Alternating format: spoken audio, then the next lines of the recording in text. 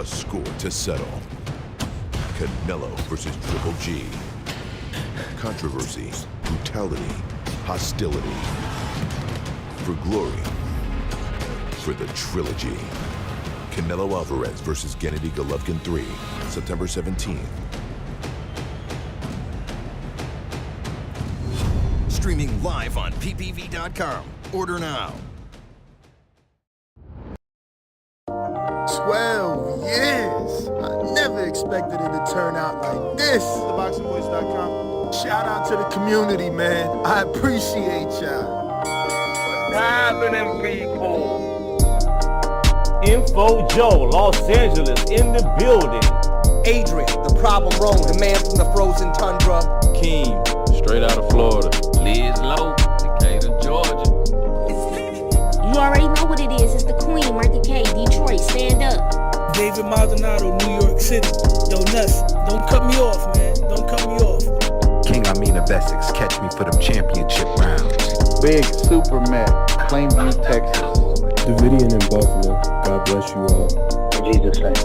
Without y'all, it ain't nothing. Without the callers, it ain't nothing, man. Bad Girl, TKO, San Diego, California. Big Fish Vegas, Palm Beach, Florida.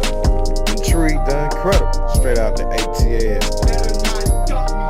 James Benitez, Huntsville, Alabama. It ain't hating, it's just the truth. Show Kid, Mount Vernon, New York, suckers. SDS Promotions. Coach Mide from London, UK. Let's go!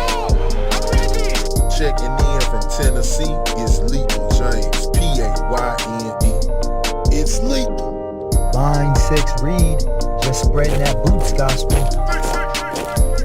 Bo from Bama, only in America. Well, I'm a true attestation to the American dream. King Born, Crown Heights, Brooklyn. You heard? 4 chicken wings and french fries, breakfast and champions. Let's get to it. JT, New Orleans, Louisiana. Stuff like that. Yo, TVV, this Coach J-Mac. New Orleans, Louisiana, 504, baby. What have you? C. Y. E. California. Like the video, subscribe to the channel, join YouTube members and Patreon for some. This is the #1 pound for pound and 2-division champion, Marvin the Tank Furman from Dallas, Texas. Mr. PPC, baby. LV Sugler, from DC to Stunt City, Bomb Squad. Brandon Marie, a.k.a. the AJ Trucking, straight out of Cincinnati, baby. Madbad 100, U.S. Virgin Islands. Chick Chickarelli, Hollywood, California. Louis Reyes, Boston, Mass. Yo, drop that SDS shit, This son. message was brought to you by SDS Promotions. The voice of the people. There is no equal. You can add Nestor Gibbs on Skype to be part of the conversation. TheBoxingVoice.com. As I always say, please make sure you push the thumbs up. Share this in every episode of the Boxing Voice podcast. This is TBV for life. If you ain't on Patreon, that's because you're stupid.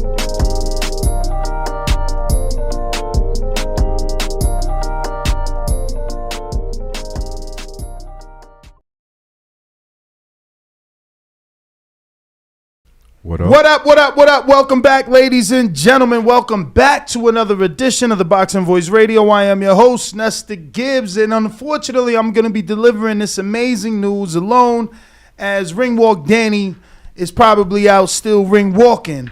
But Errol Spence, Terence Crawford, they have agreed to everything, and it looks like we have ourselves a fight, man. Finally. It has been a long time, coming for sure. I mean, so much back and forth at whether or not they were going to get it done.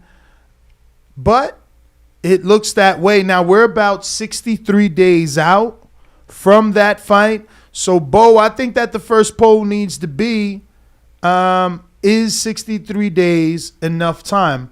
We still don't even have an official announcement. This is Michael Coppinger of ESPN reporting that his sources have indicated that this fight has been agreed to, and pretty much it's a done deal.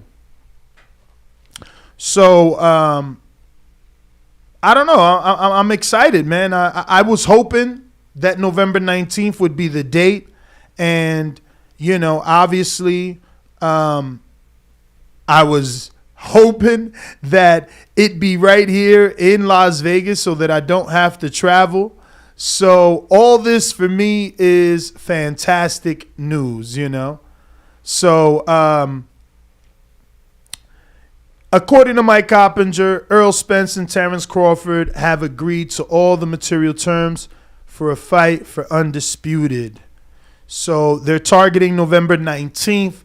My sources tell me that is the date. Now, you know, they told me, look, Earl has that date locked in. It's penciled in for him, with or without Crawford.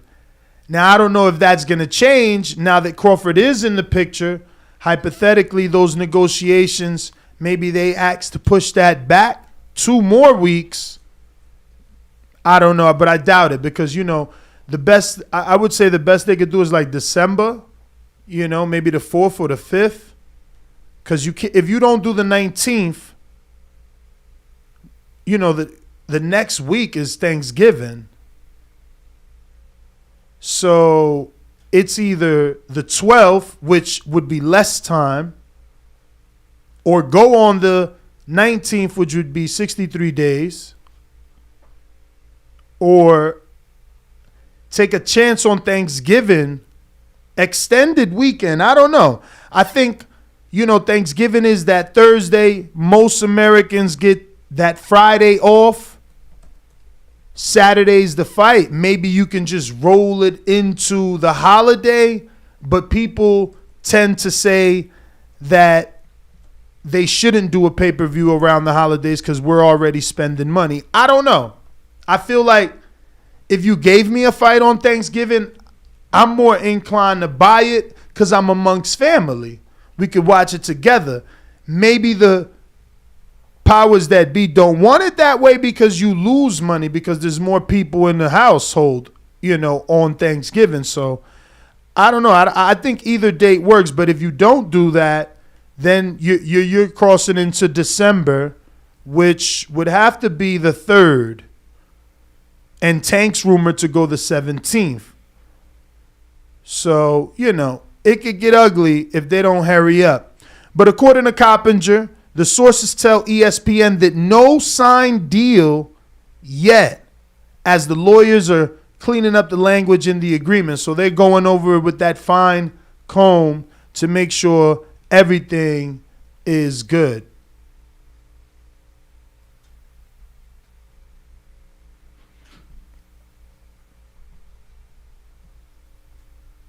So, Bo, what do you think the first poll should be? Do you think we should go with, you know...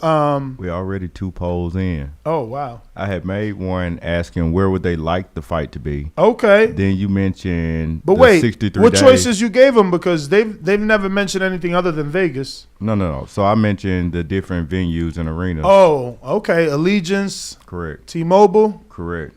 MGM Grand. Absolutely. And then I put Michelob Ultra. I don't even know if that's here. I don't know. I think it is. I think it is. Okay, all right. I think I went to a fight there, but... You mentioned the 63 days enough, and that should be the first poll. So I ended that one and created the 63 days, which I do think is enough.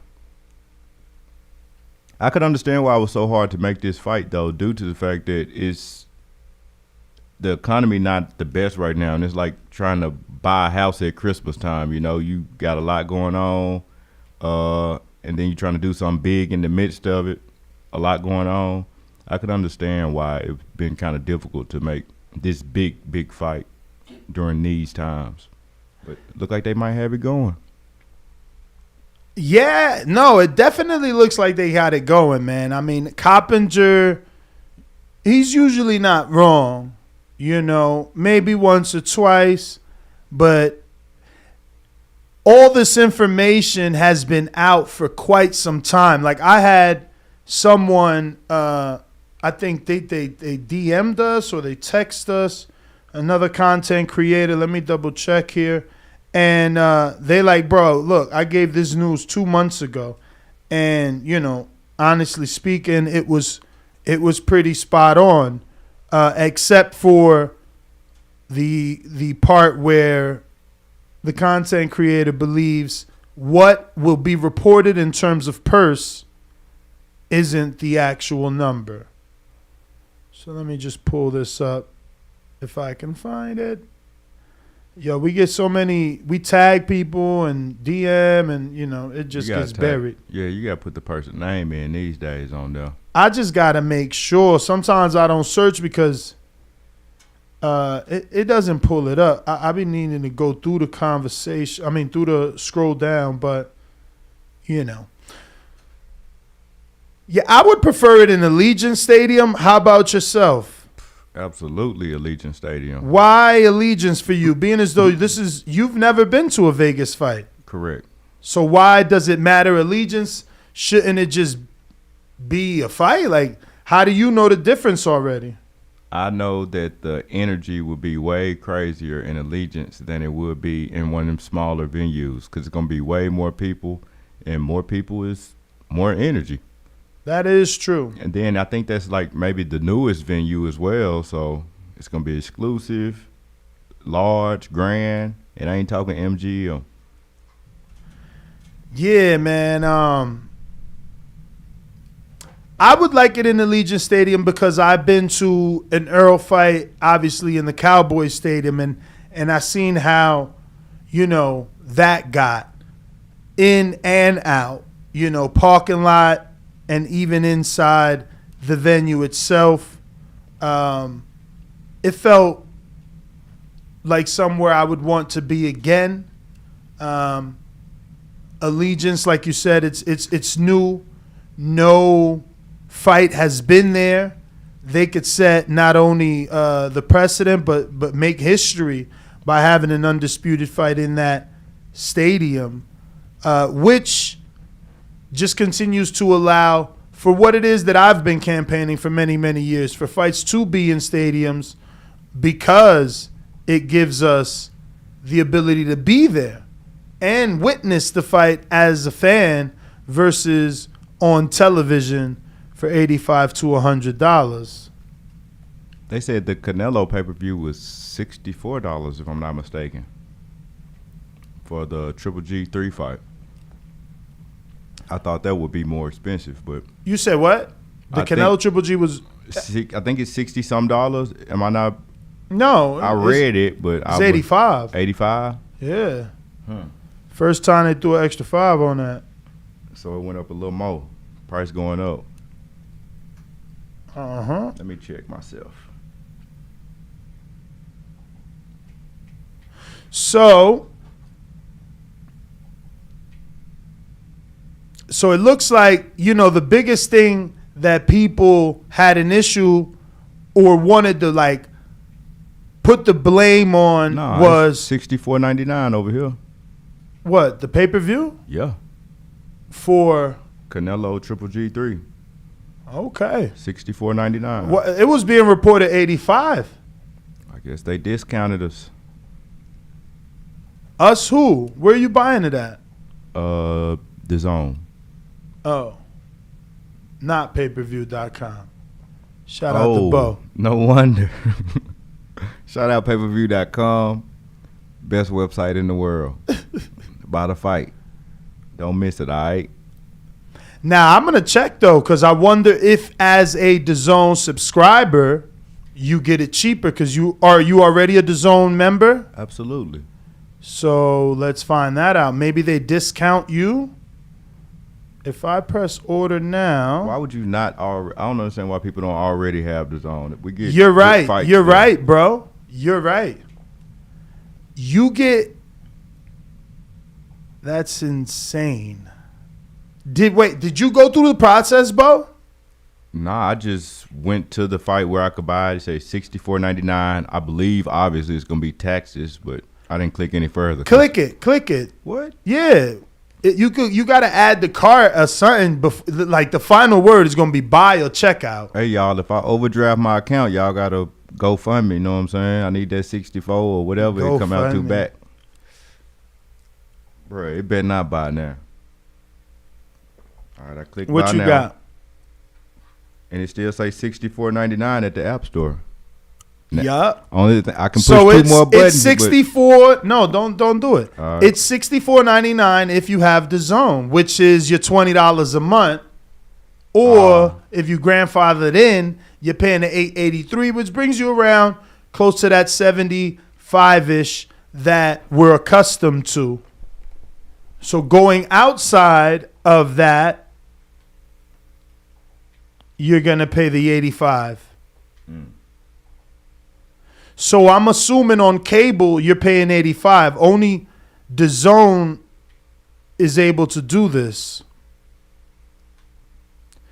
And you know, technically speaking, if you pay for, how much is the Zone these days? Because I get it for the year. How much is the monthly service now? Is it 20 or is it 10? I don't even know. I'm gonna have to check my settings and go to my. Let me see what's the price on the Zone these days. Subscriptions. Because I'm grandfathered in, so I've been paying like $8.83 until they. I'm doing $9.99 a month. You on $9.99 a month? Yep. But month by month? Correct. Whoa. No way. No, I'm way. doing yearly because it says renews April 4th, 2023. Yeah. That's like me. See, let me see what my shit say. Account, subscription. OnlyFans. Then they raised me, yo. I'm $150 a year now. That's fucking bananas. How they just do that? I was on $100 a year. They terrible, man. What they charging you now? $150. They raised me. Let me divide this. Little cheaters. I was on that $883 since 2018. I think is when this shit came out, right? What's $883? That's how much it was? $8.83 a month. I ain't never for heard the of year. a price like that. Okay, for the year. Yeah, it's $100. down. It was $100 a year, but you know they got me, yo. I'm at $12.50 a month now with that $150 plan, bro. They wildin'. The Zone is $19.99 a month, bro. That's bananas. What you think a good price for the Spence Crawford fight is? No more than what's the most you willing to pay? Yo, would you pay $150 to see this fight? And my contract, my contract ends. So after that, I'm gonna be on that whack ass $20 a month with everybody else. But you said you paying $10 a month. $9.99. How? I have no clue. I ain't even know I had it. Did you go to your subscription? Bro, I don't know what I be doing. No, go to my account, subscription, current plan. Yeah, I went there and looked. My subscription is $9.99, but I don't know when I agreed to pay for the year because it say it renews April 3rd, 2023. But what do it say where it say current plan? Bruh, I seen one number. Let me open it up again. Because my shit say annual plan. How your shit say $9.99? And you coming off better. I'm giving them all the money up front. That shit don't make no sense. It says the loan monthly subscription with 1 month free trial, $9.99 yearly. What? Renews April. Bro, I don't know what this talking about. No, so it's $149 for the year and $19.99 if I went monthly, but I went to the yearly. Yeah, so you on $149 annually like me. But it say $9.99 per month. How? I don't know. Sway? How? I'm finna put 9.99 times 12. Let's see. No, it gave me 1 month free. Yeah, but still, So even times 999 times 12, that's still only 120. Nah, that's 109. So 12 times 9.99 is 190. But that $9.99 yearly is no more, so that's bullshit. Everybody in the chat trying to back you up. Bro, I'm telling you what my phone say, so my phone backing me up. I need to check my account. Yeah, make sure your account getting backed up. Right. I'm just reading it off the phone. They said Bo needs some coffee. I know. I got some coffee from Starbucks. Oh, he bougie. I'm bougie today. You feel me? They saying when Bo's contract renews, it's going to raise him to $150 for the Zone annually. That would, I mean, I think it already says 150. It's like $149. I mean, regardless, that's not a bad thing. And this is why I say that boxing needs to be on an app. You know, if they're going to do in-app purchases, you know, you're better off paying at $65, you know. But if you don't have it, see, like, I might have to buy mine from DAZN and not from payperview.com because I'm already on DAZN. You can't say that. You can't say that. Once you under contract, know what I'm saying? I ain't under contract once to you get buy. that logo, once that logo on the screen, know what I'm saying? You with I'm their not team. under contract to buy. You sound crazy today. Once the logo on Drop the screen, it, you bro. with their team. That's like you being sponsored by That Nike is my and team. coming out in a You some right. Yeezys. That is my team. I'm buying. I've already purchased it from there anyway. They gave me a discount. From where? Payperview.com. Shout out my guys at payperview.com. We already got I did get the grandfathered in, you weirdo. Look at what year we in. I've been on DAZN. Both you definitely just don't getting smoke. it. How you gonna say I ain't grandfathered in? Bro, I was paying $883. Don't make me see if they let me check my whole account. Which they don't, man. Would you pay $150? Oh look, I for thought Errol it says Spence I was with versus DAZN Terence since Crawford? 2019, not 18. I've been with them since December 12th. Excuse me, December 7th, 2019. I've been with them since the day Joshua fought Alexander. So I'm about to Povetkin. have three years.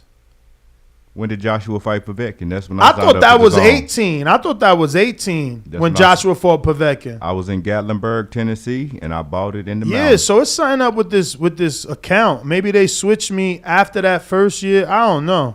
Cause I bought DAZN same thing like you for the Joshua fight. And then I end up already getting the Canelo fight because it was like in that same 30-day period or something like that. But let me double check Joshua. Maybe we got the years wrong. What, he fought Fielding after that?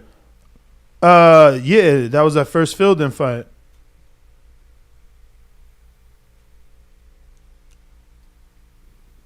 So Joshua for Alexander Povetkin in that was Joseph in 2018. Oh, he did. Yeah, so I don't know. I guess that I have no clue because I know for a fact I had DAZN when they first got it, and that's when Joshua fought in September. So my plan must have renewed after that first year. That's so whack. I think that was one of the second biggest fight I had watched on my cell phone because the first one was the Bud Crawford, and I was sad and mad that I had to watch him versus Jeff Horn on my phone and couldn't figure out what ESPN Plus was. That was I went a to a little restaurant difficult. asking them, could you turn to ESPN Plus, and realized that it's only on my phone that I could watch it. But it was all right. Yeah, so people asking if payperview.com, if it would be wise of them to start their own subscription. But again, you got to remember they don't need to because they're still getting their cut from Canelo, from DAZN, charging you $65. Like, they're still the master signal. You know, if their lights go out, no one gets the pay-per-view. You got to understand that. Like, so it doesn't matter to them. You know, they're just, you know, moving with the time. Everyone is streaming, so they're going to offer it streaming. But for subscription, they don't need because they're the only provider out there, bro. It's like, it's just them. There's no promoters, like, there's no Golden Boy and Oscar. Like, they don't have any competition, man. Would you pay $150 for Spence versus Crawford? No, the fuck? Why are you even starting that? So what would you do? What would you would have to, know what I'm saying, backdoor him? What do you mean backdoor him? What are we talking about? Go to Big Thief Vega route. If they charge you that? If they were charging that. But why would anyone charge you $150 for Spence Crawford? Why are we even saying that? I'm just asking, would you pay it? But why are you asking that? Like, because I want to know. But what gives you the inclination that this could even remotely be close to 150? I mean, people saying 100, so I'm trying to see how high you people willing Based to go. off what?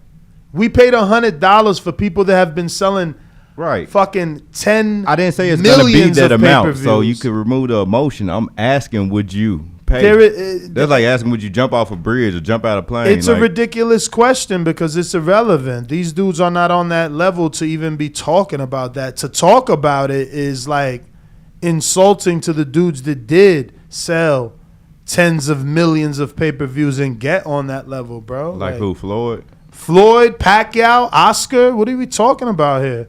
Canelo? You can't just throw nobody up there. Like Canelo ain't even give you $100 pay-per-view yet. He inching towards it. Yeah, let him keep inching. You know, everybody got to be in their lane, and things got to come at their time. They can't jump the line. That should have never happened. Got to be Jake to do that. Only Jake Paul jumping the line out here. Yeah, yo, it's funny. We went through the whole pay-per-view thing, and I checked my email, and at 6:05, they sent me the email stating that it was $65. That's pretty interesting. The DAZN Boxing Show.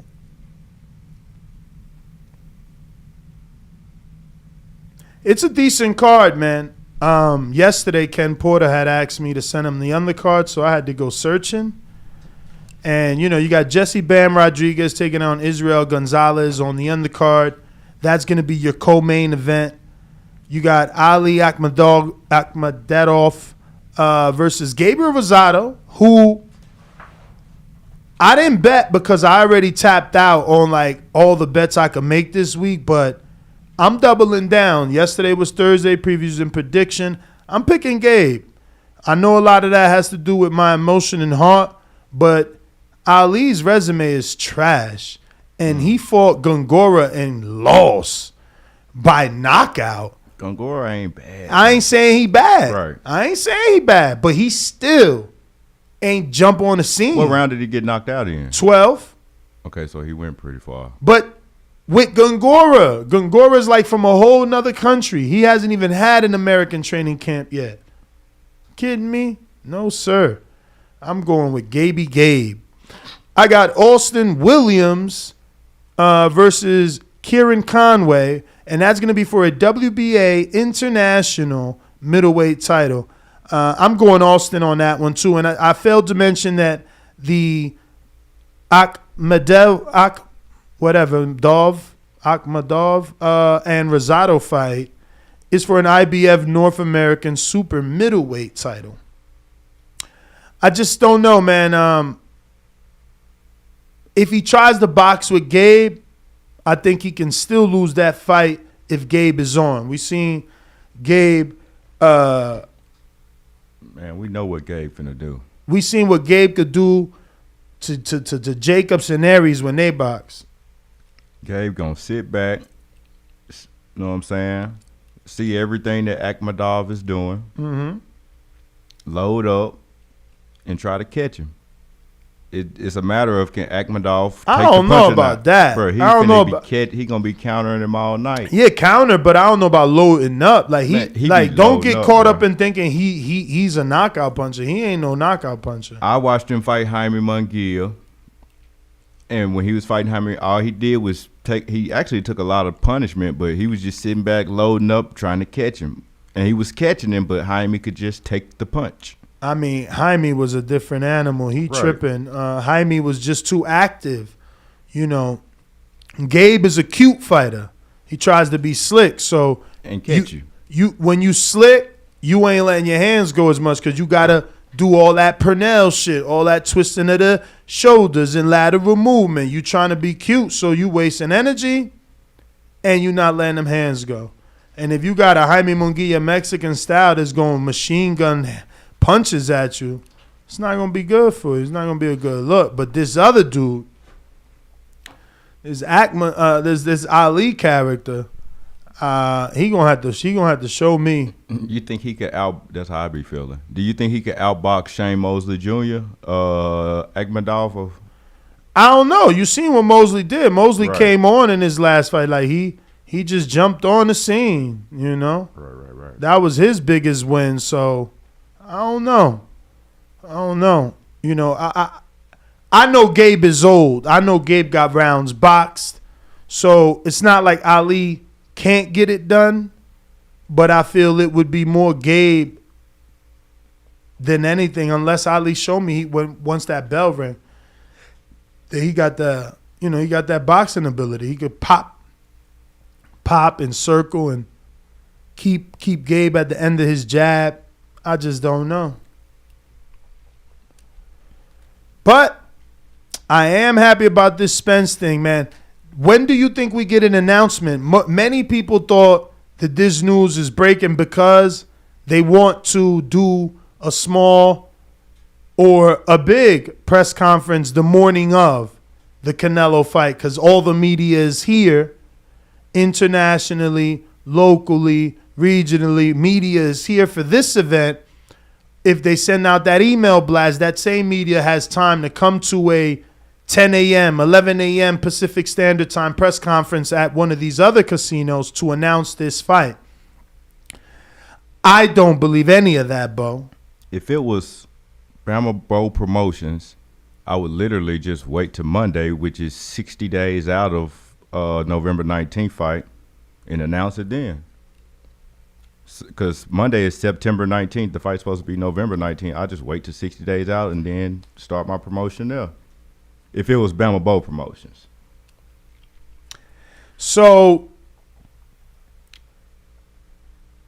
I don't believe it's happening this weekend or Monday, because if you do Monday, you're risking media flying out Sunday.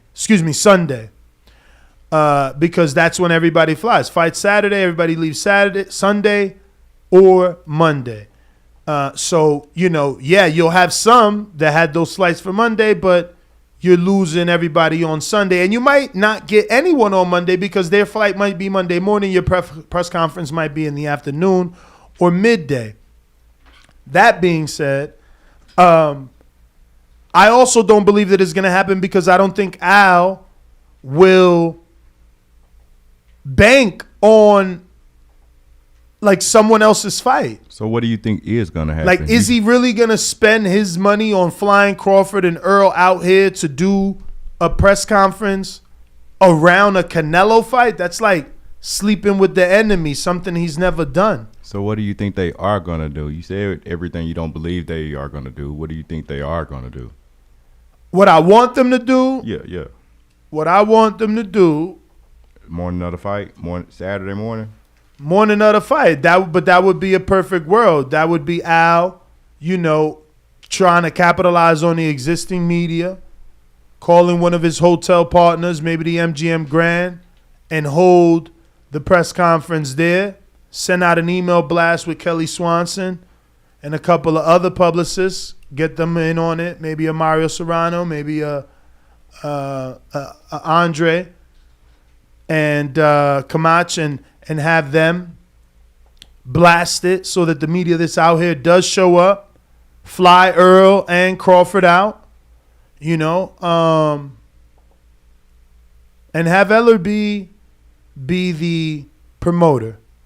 TGB, Brittany, and Tom, they do a great job, but they're not vocal enough, and they were out-talked by Crawford last time out. So let's leave them home because he didn't look well, and he didn't make the company look well when Crawford engaged with him. So you bring Ellerby in, let him do his thing, let him be the face. What fight that wasn't Mayweather Promotions or Adrian Broner fight did Ellerby do recently? I don't know. When was he on the stage? I mean, because I don't know. They always, not always, but they use Mayweather for fights. They use their promotion to be the license. So I wouldn't it's not hard to believe that Ellaby can be the lead promoter, and then they get to put one or two of their guys on the undercard, whether that's televised or not. Undercard gonna be good. I hope that's where we get that Frank Martin, Chris Colbert at. Nah, that's come on, baby, give it to me. That's supposed to happen. I need that. That's supposed to happen in October. I'm shocked that it wasn't announced for the Brooklyn Barclays Center card with Wilder. I'm shocked. Yeah, because they got Michelle Rivera on there. So maybe you're right. Maybe Earl is keeping his fighter for his own undercard. That would be great. That would be a nice co-main event. You know what I'm saying? Everybody been waiting on this. Let's open up the phones and let the people say how they feel about it. This is what we've been waiting on. Let's go. Is that in Essex? But real quick, let me just go ahead and remember to rate us 5 stars on iTunes. Which I got to pull those up, man. We got a few reviews. And I got a shout out. Let me go. I think it was some dude named C. Blunt. Hold on, I'm finna get him right. Yeah, Craig Blunt. You know what I'm saying? He was on Eddie Head yesterday, telling him to pull up. Eddie, where you at? We need you. Yeah, Eddie ain't responding. Nobody, neither. All the messages he got. He terrible, man. Terrible. Meanwhile, me and Joe McCroskey talking all fucking night, bruh. And then he finally finds a time, and that wasn't even, I sent it to y'all to put him on the calendar. And I got him on there too. No, but then minutes later, that was canceled as well because it's the weigh-in. Today's the weigh-in, bro. So him getting to the studio before 1:30 is crazy, man. It's crazy. It's just no way. So I'm hearing Tio versus Pedraza, but I got another source that's saying, yeah, Pedraza is one of the names, but also Sandor Martin. He don't want that. No, I heard no Ryans, none of that. It's not even going to be pay-per-view. Yeah, definitely not Ryan. We know where Ryan up to, but well, there was heavy rumors that Ryan wasn't. Nah, we know what's going on. We don't follow rumors. Come on now. We go with what we know. You know what I'm saying? What we know is December is looking like the date. You know? Mm-hmm. Don't come over here with that make-believe today, Ness. The make-believe rumors and things. I mean, we've been hearing T.O. Ryan. It's not like we haven't been hearing it. That's the first I heard of it, bro. What do you mean? That this is the first I ever heard of that fight. I don't hear nothing about T.O. Ryan. Where? From who? When? You can't be serious. I'm dead serious. Wow, that's strange. Okay. So I just want to say, look, we got reviews from 26 countries. That's amazing. How many countries are there? I got to Google that. Wow. Because 26 is a lot, and I only know one. That's America. Or is that a continent? That is crazy. Many countries are there? Woo.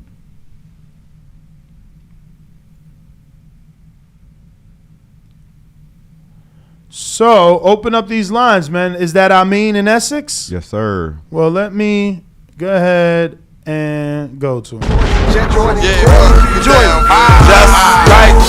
like the king is what I mean. The king is what I mean. Yo.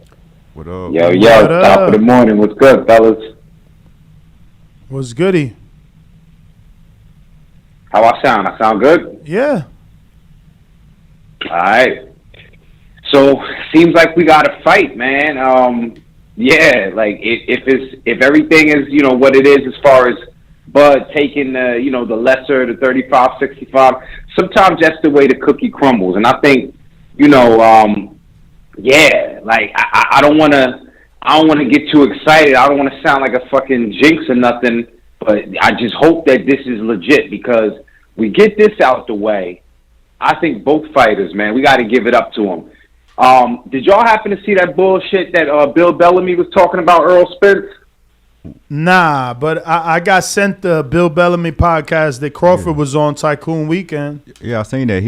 I ain't seen him tell no lies on there. I don't agree with how he said what he said, but I ain't hear him lie about nothing. Well, I just think the way he was saying it was like it was something recent. You know what I mean? He was being a little sauce walker with his shit. He was putting a little tin on it, as they say. You know what I mean? Like, he was saying, like, oh, he be doing. Now, again, if you want to allude to that time, I think he should have put it in a proper context. Right. If you want to allude to a time in a man's life, that's one thing. But he's saying it like he's seen him that weekend on the bullshit. You know what I'm saying? Right. So, I didn't really care for that because as far like nobody shouldn't be trying to slander either one of these men either way. If this fight is real, forget about all the shit about the resume. Forget about all the fucking Leonard Bundus. Forget about crabs and lobsters. The winner of this fight is the man.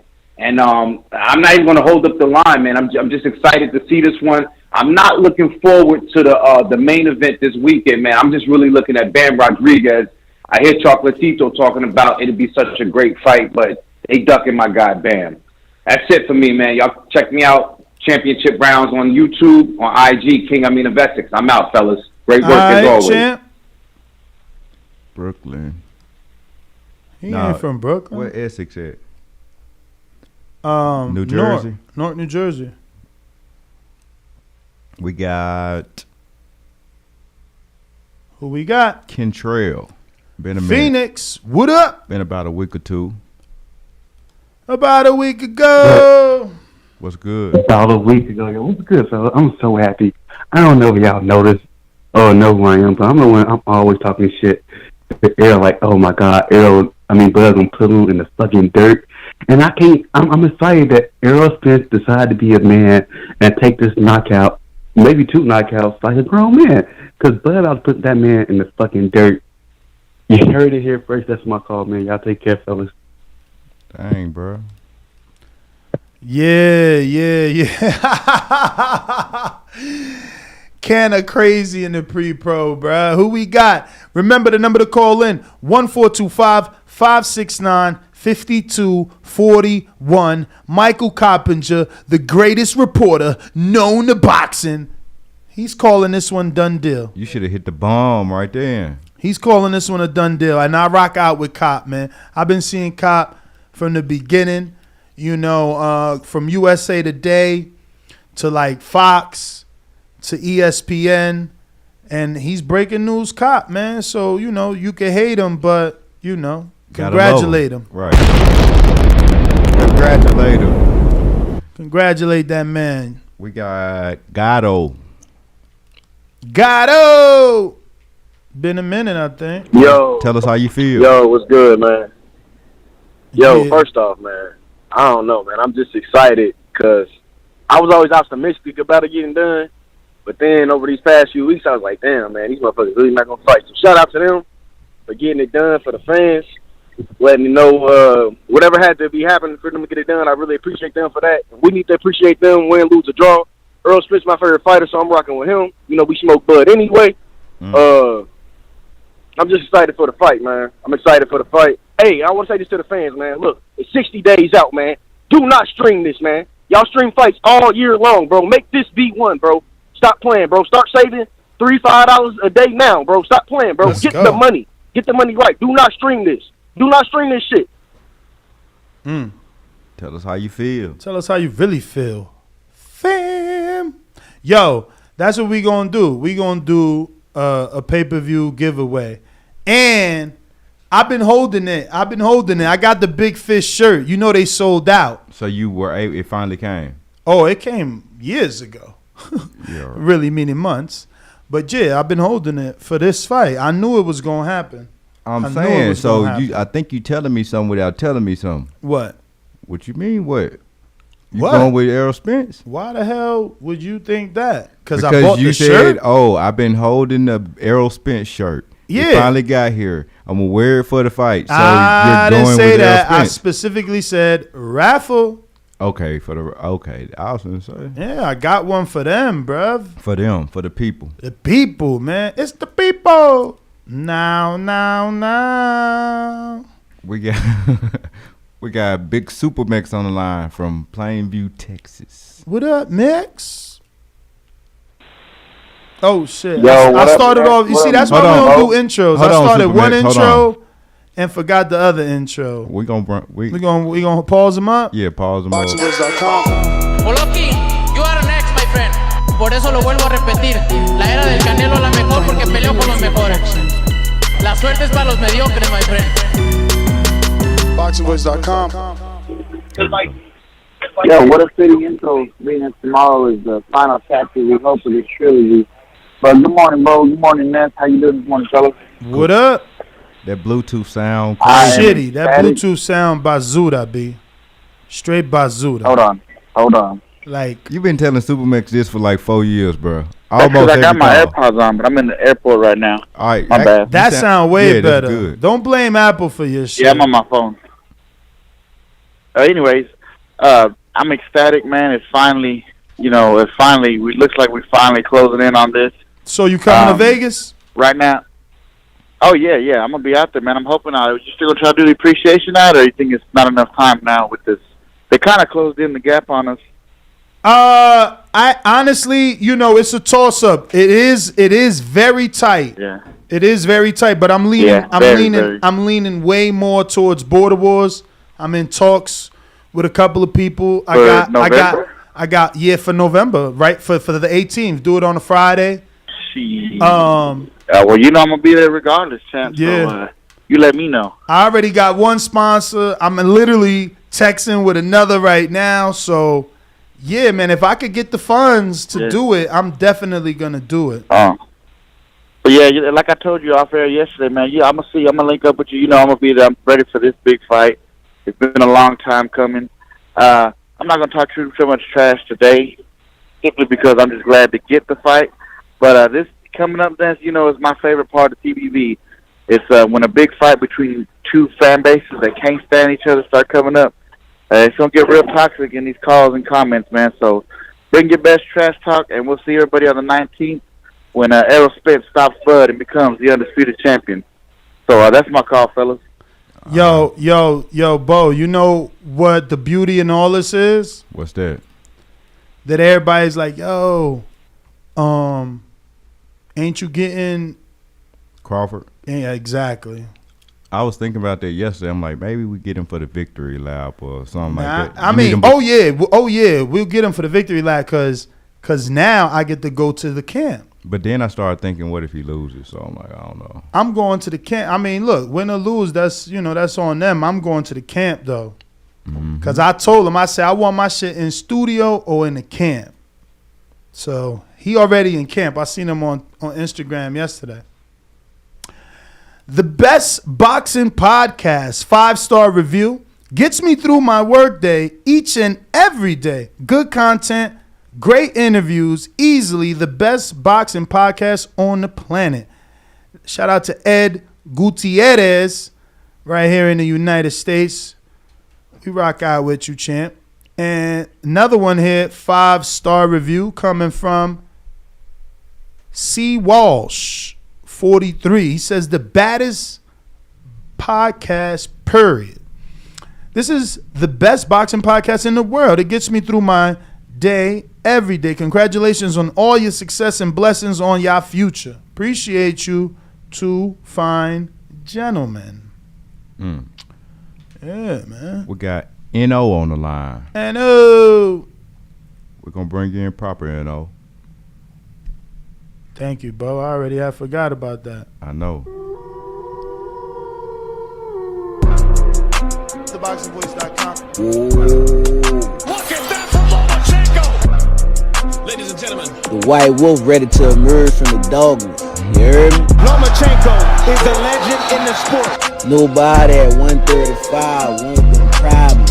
So is Tank Davis a great fighter? No, of course not. Loma is back. Vintage. That's why if you want to be on the top level, you need to take a fight with me. SDS Promotions.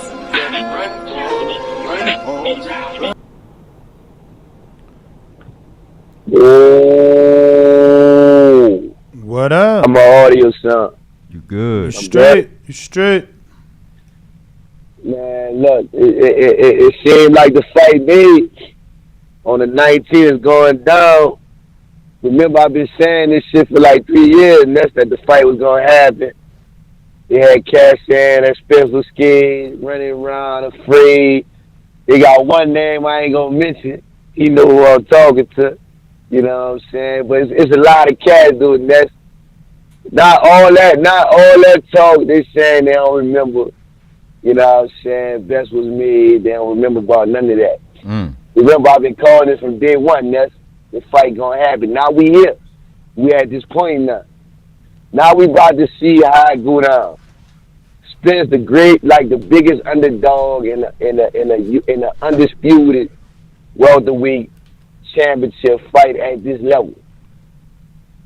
Sugar Ray and the Hitman, they was on equal level. Everybody picking Crawford. So Spence, the biggest underdog in this type of fight. If he wins, you gotta put him somewhere at the top. All right, thank you for calling in. He wasn't crying. You know what I'm saying? He was just giving a the Spence fanboys crying because he said Spence gonna lose. We got Info Joe. Who next? Info Joe. Come on. Info Joe is a beast. Check box rap. Undefeated punchlines, better place your bet. The number one call, fought my way up the ranks. Border Wars fighter, going hard in the paint. Boxing scene writers call me spectacular. My boxing bars are marvelous like Hagler. Worldwide, peace to all my boxing brothers. We boxing boys, forget all the others. Yo, can you hear me? Loud and clear. Good morning, TBV. First things first, shout out to the boxing gods. They answered our prayers. They done blessed us, man. It's finally going down. Shout out to the boxing gods once again, man. Shout out to the boxing community, man, for staying steadfast. I knew it was going to happen. We got the fight. I'm hyped. Next, we need that appreciation night or something, man. Hey, man, I can't wait to meet everybody. I'm gonna be in Vegas, man. I'm elated, man. I'm hyped, man. We got this, y'all. The hardcore has finally got what we want, man. We've been patient, and we finally got it, man. And shout out to Spence, shout out to Crawford.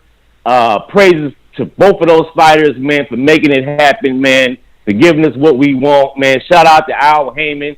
Shout out to PBC. Shout out to the whole boxing community, man. It's going down, man.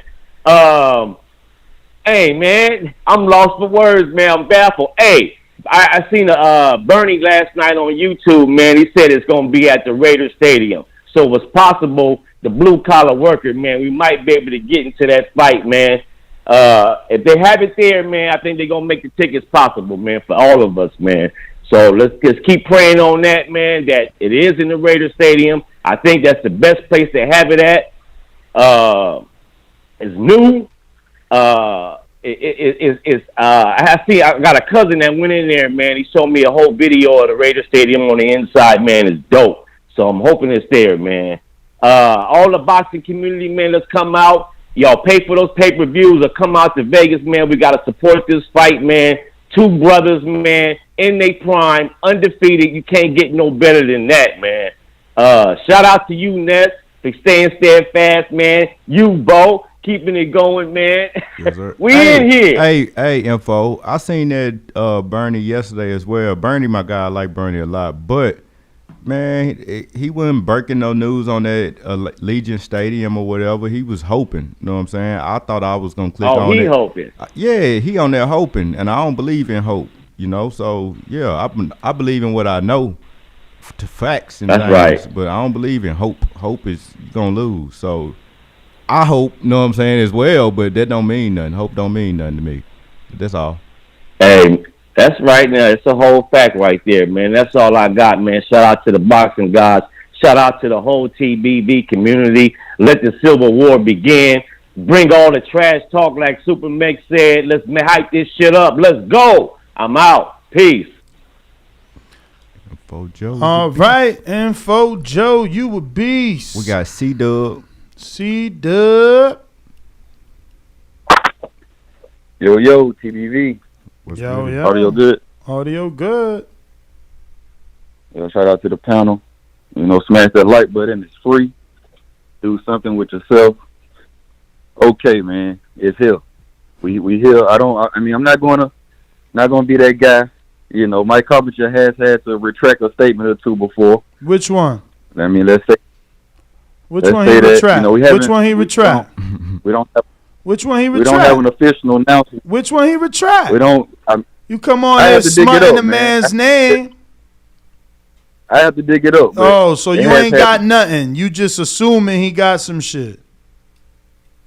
No, it ain't an assumption, man. But we don't have an actual announcement yet. But when we do get that announcement, all you have to do is send Info Joe your food allergies. So we're gonna have the best bud. We're gonna have that Cornhusker Perk. We're gonna have the Nebraska Gelato Kush. You know what I'm saying? It's Mastermind Errol Spence, the truth. He told y'all what he was gonna do. He was gonna clean up his side of the street. Now we here. Clean up the side of the street. Now we're gonna get that belt from Bud, man. So you done chose Mastermind up. Shit. You done chose up. Master then chose up. You trying to be? We been here. Okay, so you trying to win the big fish shirt? Huh? The big fish shirt. Yeah, you trying to win a big fish shirt? Yeah, man. It's you know what I'm saying? Big fish, river monster, man. This ain't no regular fish. Oh, all right. This ain't no regular fish, man. Word. You know what I'm saying? Ain't no fish frying going on around here, man. Send your food allergies to Info Joe. You know what I'm saying? We're gonna have the puff pastries, the edibles for the people that don't smoke. But we're gonna be on that bud, man. You know what I'm saying? That's the thing. We on that bud. Shout out TBV, smash that like button, man. I see, dog. We got Rolling with the Punches. Rolling with the Punches, what up? Rolling, you got to come up to Vegas, baby. We might be having a border wars. Oh man, I just heard you say that shit, man. 100%, I'll be there. Hopefully, man. Hopefully, I'll be there. You know, all grace to God and shit, man. Some bullshit just basically just happened, but yeah. Hopefully, I'll be there, man. What happened, but bro? yeah, the fight though. Tell me off air. Don't worry about it. I want to know on there. Yeah, for sure. First of all, man, I just say shout out to TBV, man. Shout out to you. Shout out to Bo. Shout out to Danny and shit. Everybody. Info Joe just called. Like TBV's fucking. It's so exciting. Shit just calling in the show to get you hype, man. I swear. I've been the motherfucker like ready and start pacing back and forth. Like hell yeah, it's going down. But no. So I was just okay. So wasn't there some words about some family members said a while ago how don't try to get like no type of passes during fight week, you know, like talking shit or something like that. So people were kind of speculating that this fight was kind of already done and signed, or you know whatever and shit, like kind of like around those that idea basically, like it was done. That was the idea basically. So I was thinking and shit, this fight really has been signed. Do you guys think like you think they've been in training camp basically? Do you think any of the fellas been like really like ready? Yeah. Like they've been you know. Hell yeah, okay. Yeah, that's basically what I was trying to get at. You know, wondering if they already been in there, you know, putting in the work and shit like that. So it's like it's really official because the 9 weeks. I feel you, Ness. I was like 9 weeks, man. I'm like, how? It seems like a fight like this because I think this is the mega fight, man. I don't understand why some people aren't pushing it as a mega fight. That really gets my mind thinking. That really gets things going. Like, why isn't it getting pushed as a mega fight on the promoter side, the management business side, or is it the people side and shit? You know, I don't know, but I think this is a mega fight. But I have been hearing a lot of people say that it's not and shit. But I think so. 9 weeks. I think 9 weeks really is not doing it. It's full service, full just do. You know, for just do for 9 weeks. You know, I mean, I think she get the 12 weeks. You know, the at least the official 12 weeks, right? Because I think it's a mega fight, and I think that they might be lacking on pay-per-view, or I'm wondering if business knows something. I don't know. That's what I'm really curious about. or they just been really in training camp for the last 3 weeks and shit. Really, like it's really been going down for them. You know, they really have been promoting on the low end of things, but they kind of been taking it personal with the people for getting so mad at them. They're like, "Fuck you guys, we're not telling you anything." I don't I don't know. That's my call, fellas. Man, like I said, y'all be getting shit going, man. All right, champ. All right. Man, he almost talk like he from Mobile. Nah, he had that double shot of espresso. But don't forget, Saturday, if you don't have DAZN, you can always get the Canelo versus Gennady Golovkin pay-per-view right here. The link is in our description. And a score to settle. Canelo versus Triple G. Controversy, brutality, hostility. For glory. For the trilogy. Canelo Alvarez versus Gennady Golovkin 3, September 17th. Streaming live on ppv.com. Order now. We got CYP. CYP. There we go. Yo. Yo. Now, on the back call, them goddamn fight breakdowns we've been doing for 4 years could finally matter, okay? All that shit we were talking back there could finally matter. So bring your A game and your fight breakdowns, because they going to get annihilated and crash right into the damn wall. It's on now. I personally said this for years. If they fight after Bud turns 35, it's a possibility Earl wins. I do think Bud is a better boxer. 35 is the age that I'm like, damn, I work with too many athletes. You start slowing down, your reflexes hit. All 35s aren't created equal, but most of them are. It's ironic that they having this fight 2 months after he turns 35. This shit is crazy to me. But let's see what happens. I do think Bud is a better boxer. The question I got for y'all is, if one of these dudes win, right, become undisputed, could there be anything any boxer could do to supplant them as number one pound for pound? And that's for when I'm done. Could any fighter in your vision take them off, whoever wins, off of that pound for pound number one list? Also, breaking news, I've been a Samsung user my whole pretty much forever. I am switching to iPhone. Is official. So 2 breaking news, because I hate you iPhone motherfucker. But now we familiar. You've crossed over to the light, my friend. Welcome. I got to the light.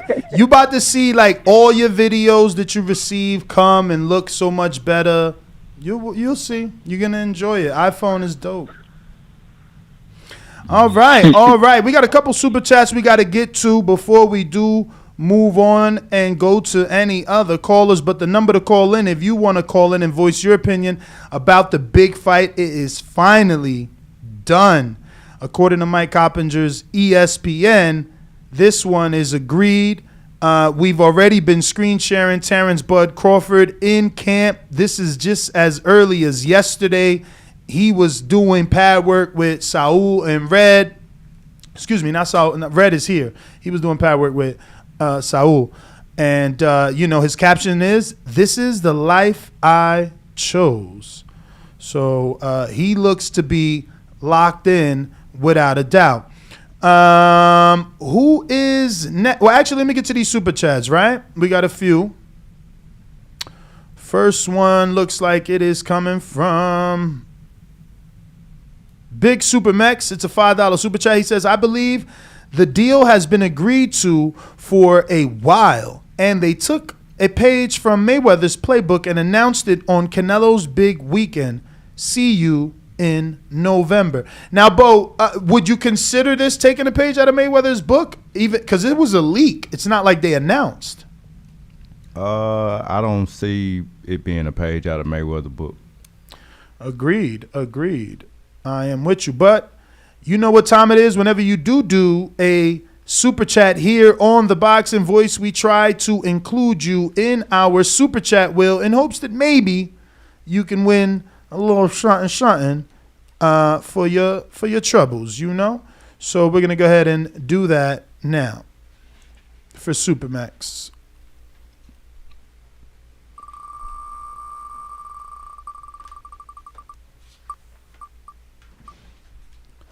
IBO shirt. I think that is, what is that, Bo? Does he have to send anything else, or do you remember? IBO hat is 5, and IBO shirt is 10. 10 piece. But I'm gonna go ahead and switch that to 5, man. We need to give some shit out around here. We need to give some stuff out, so we'll do the IBO shirt as well for 5. The prices have just become more affordable. Yeah, man. Why not? Live we on also air. have to give away our FTWR brand boxing voice shirt. The other day, someone DM'd and was like, yo, did y'all give away the shirt? If not, I want it. Well, you got it, champ. You know what to do. Hit us up and let us know that you still want it. We're going to go ahead and keep this line moving and will, because we do have more super chats. Next one is another big super mex. He says, appreciation night, TBV fam, should take over Vegas. Bo, what's your thoughts? You've never been to an appreciation night, but I don't think you've ever missed a Border Wars. What would you prefer to see the weekend or the day before Crawford and Earl? What do you think is more doable? Or what would be more, I guess, what would be better for the community? A Border Wars or an appreciation night? Appreciation night, to be honest. Why is that, sir? Because people get to know what I'm saying, get fresh, meet up, have a good time, food, drinks, puff pastries. But a Border Wars, know what I'm saying, you don't want to end up having to go to the fight the next night with a black eye. You know? Wow. Okay. We got King boxing pound for pound. He says, Ness, why is everyone clout chasing Canelo, waiting till his fight week to make their announcement? Haney having media workout. I don't know that it's clout chasing. I think it's capitalizing off the media that is in town. Boxing King pound for pound. What about you, Bo? I mean, if you're a businessman, why wouldn't you take advantage, right? Like, you don't have to fly no media in.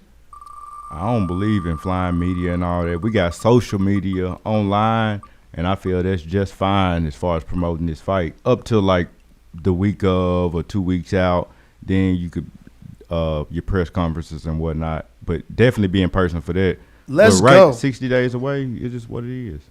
So Boxing King pound for pound, you get the ability to be in the raffle for this Frockwa water bottle.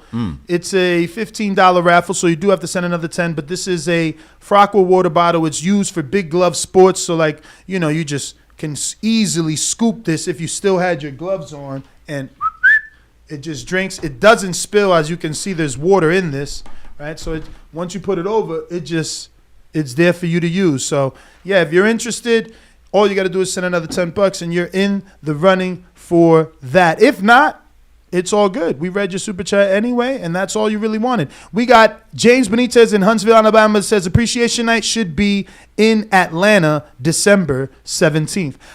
That would be interesting if the Tank fight would be in Atlanta.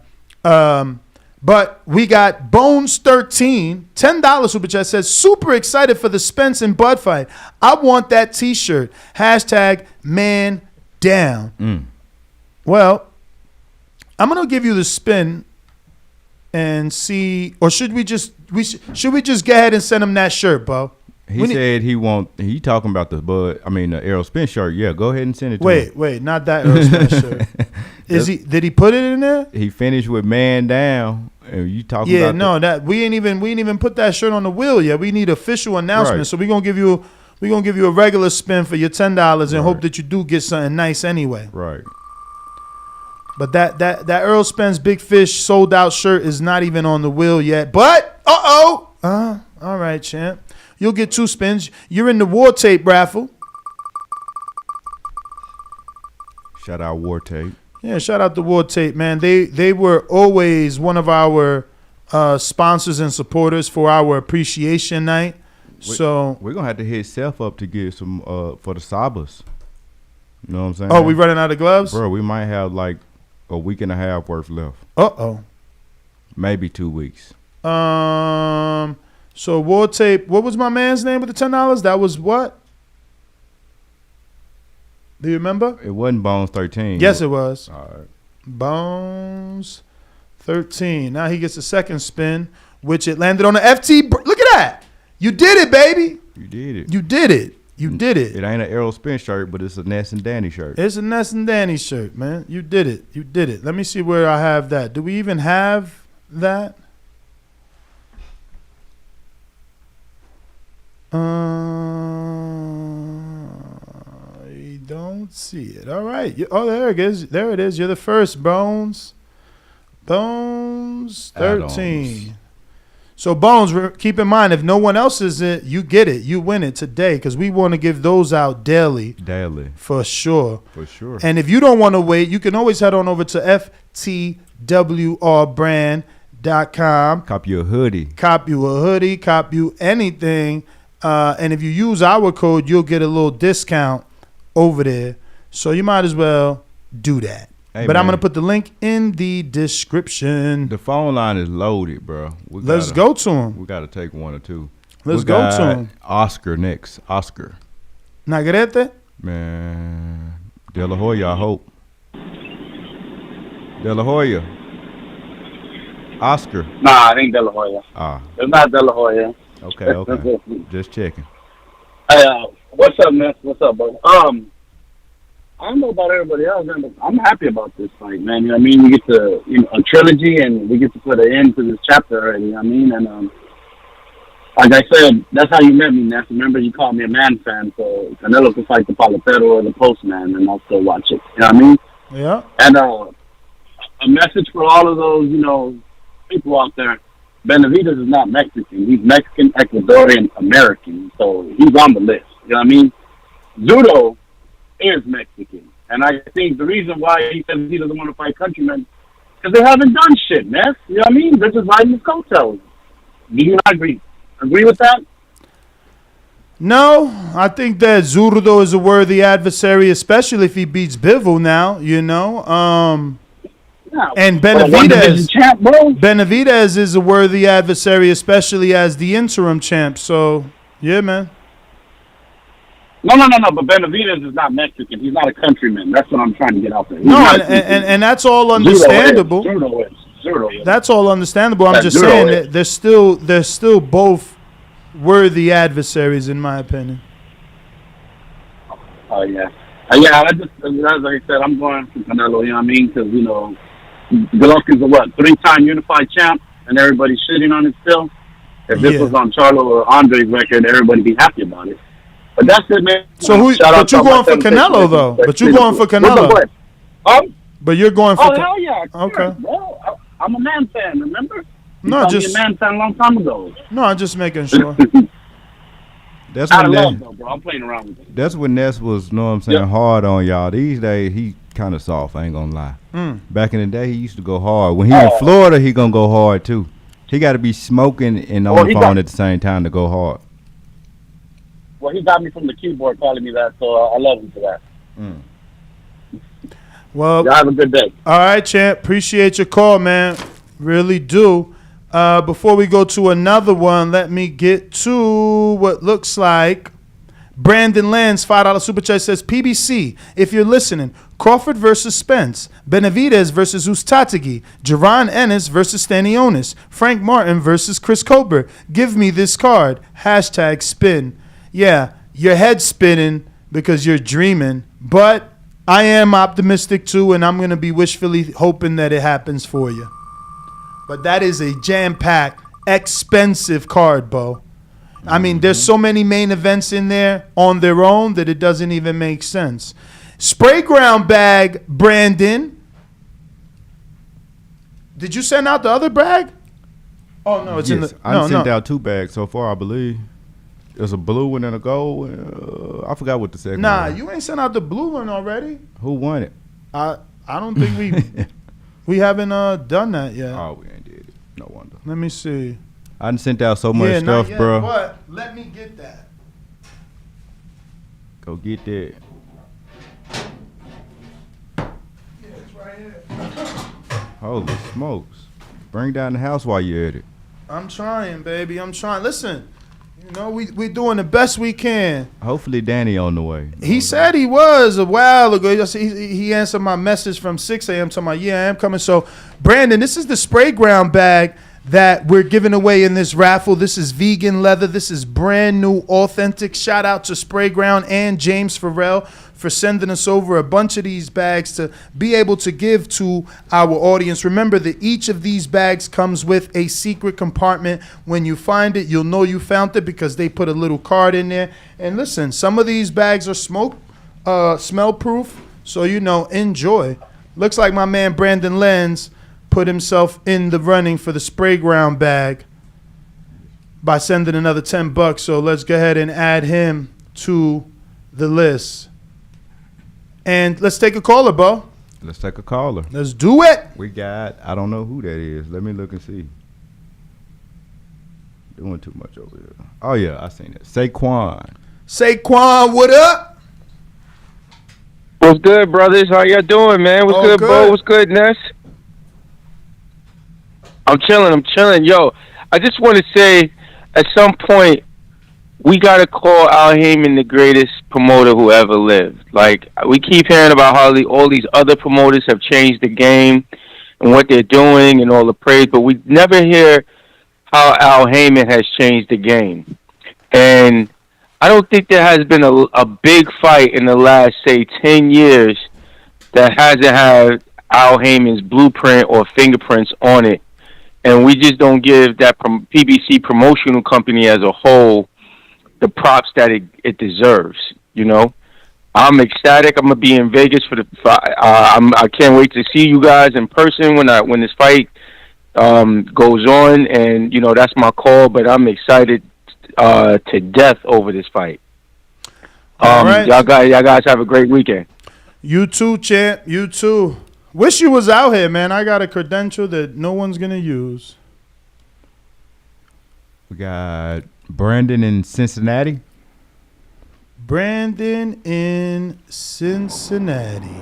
Hello, ladies. Anybody that know me know I've been a player, whether it was in Alabama, Ohio, or anywhere around the globe. TheBoxingVoice.com. I've been smashing Telly Swift's, man. I didn't have to become a millionaire to get that caliber of woman. Oh, One of the people's choices, one of the fans' favorites, a guy that can galvanize this crowd, such as myself. He's too ugly to be the world champ. The world champ should be pretty like me. The AJ of trucking. What? Yep, Brandon in Cincinnati. SDS Promotions. Wrong. Whoa. Yo, TVV, good morning. How's my audio? Straight. Yeah, y'all don't even know I'm smiling ear to ear hearing that intro, man. Mm-hmm. I'm a bad for some of the shit I say off the top of the topic. That's if I go over, you know I feel you. You know I got it. I'm a little emotional, man.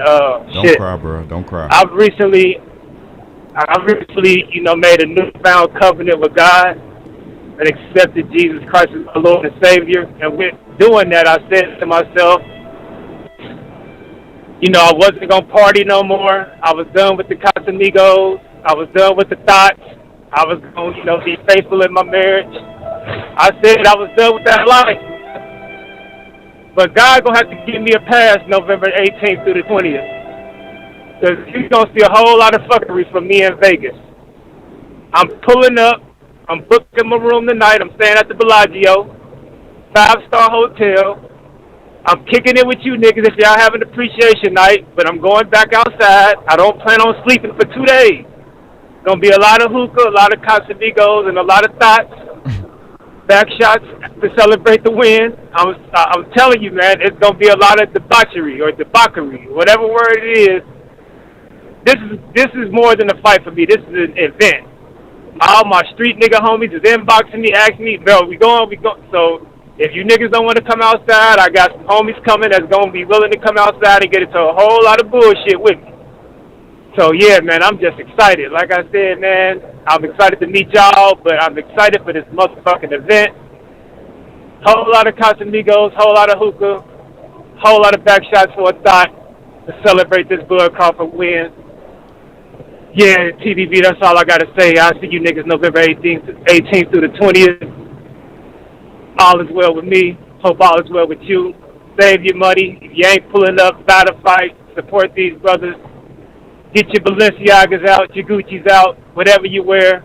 Because you know I'm going to have that shit on. Pretty much all I got to say, man. I look forward to meeting you niggas. But yeah, Bud Crawford going to get that victory. Shout out to them for that. God going to have to forgive me. That's all I got to say. Yo, dudes getting emotional. This fight meant so much. Dudes getting emotional on their calls, man. Whoa. Just wait till they get close. I got Bougie in Broward with the 199 Super Chat. Says, should I wait to buy a flight hotel, y'all? I would say buy it and put that $15 insurance, man. Hotels could be canceled 24 hours before, and flights got the $15 insurance, or don't spend the $15 and just keep the credit. Like if the fight does get canceled and you don't want to come out to Vegas, the credit still stays with your airline, so you still good. Better safe than sorry, right? Like if you don't wait, if you do wait and you waiting for an official announcement and they do the fuckery that they normally do, which is like a month out, now you spending that buku. Like, yo, it just cost me hella money to fly Tony from Texas to right here, which if he would have been the official winner, he would have made it here way quicker and cheaper. We got Mr. Special Feature. Good morning, fellas. I'm definitely excited for this fight. It has been a long time coming, but it's here now. And I'm gonna try my best to be out there in Vegas with y'all kicking it. I don't smoke or drink or nothing, but I'll be around y'all, watching y'all have a good time. Let's do it. Hopefully y'all do Border Wars or Appreciation Night so I can have a chance to meet and kick it with some of my boxing voice brethren. But yeah, definitely excited, and I understand why the guys getting emotional. This kind of feels like when Mayweather and Pacquiao got announced. I hope the fight lives up to the hype, but that's my call. Mm-hmm. We got Georgie Porgy. Georgie. Hold on, he got an intro.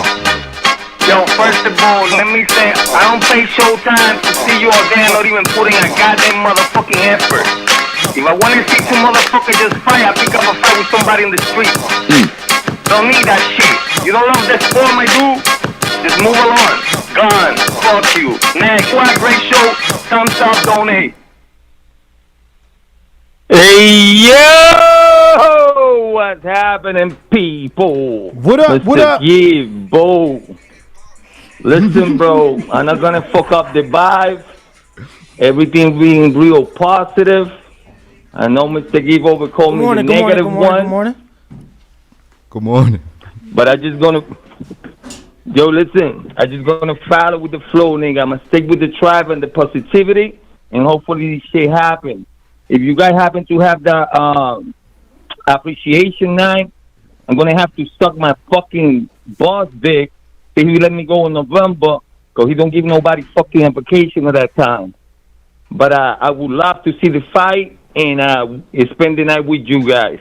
Everybody out there support the channel, donate. Gotta go, I'm out. Let's go. Who next? Shout out Georgie. Just a moment. I recorded on the other thing. Who next? You're going to have to do that probably 3 times. We What got... up, champ? What's up, Danny? How you feel? What up? You get the news yesterday? Or today? Damn, what news? Spence Crawford. Oh, yeah, you know it. I'm thinking. His camera ain't set up yet. You said like it was something bad, champ. Of course. Morning, us. Buenos dias. Man, my bad, bro. Oh, shit. Happy birthday, Danny. It is his birthday. Damn, I forgot midnight. Bro, my bad. The show, of course, ran late, bro. Of course. Oh, that's a dope shirt. Appreciate it. Shout out to FTWR brand. That looks dope. Hecho en Mexico or it just says Mexico? No, it just says Mexico, La Tierra de Campeones, established in Mexico. Oh, wow. The soil of champions. Word. Yeah, man, the comedy show kind of got me home pretty late last night, so. Yeah, man, I'm sorry. But we got Jessica. I expected it, man. That's why I was like, yo, I ain't going. I knew that, 10 is just too hard on a work bro, day, no, let me tell you, I didn't show up till 10:40. To the venue? Yeah. Oh, wow. And it's like, the seats, we were like 4th row, dead center. Wow. Like, I was just... So he knew you. He seen you. What? Man, we was locking eyes, bro. Like, did he say, shout out to the Boxing Voice? Nah, he wildin'. Bro, crazy thing is, though, the first half hour, all boxing. What? The comedy was about boxing? Yes. What was one joke? Bro, so he was talking about Canelo's English and how Canelo doesn't fuck with him because he's talked about his English speaking before. And obviously I'm not the comedian, so I'm not gonna, attempt an impression. Yeah. But then, it led into like a couple other boxers, and it was so funny because it led into a joke about a fighter like going off on a reporter. Okay. And I'm just like sitting there like smiling the whole time because I'm like, blow. Yeah, I can relate. It's like, that's what I do. It was just funny. But I got a 5-star review. TBV mixed with some THC. The greatest boxing show on the planet and my favorite show from the first time I started watching it. Keep up the great work. Shout out to Harading for keeping my boys lifted. Yeah, shout out to Harading. Let me tell you the craziest thing. Bro, I swear to God, sometimes these fucking phones are amazing because you wouldn't believe this shit. What? I told you what happened with the Uber the other day, right? Uber canceled. You smelled, so they didn't let you. Not same shit, but I'm thinking the same shit about to happen. So I see him, boom. He like, yeah, you smelling very earthy. I'm like, thank you. He's like, yeah, I love it. I'm like, all right, cool. Bro, we're stuck in traffic by the airport, right? Mm-hmm. He was like, well, we got 10 minutes. Might as well light up.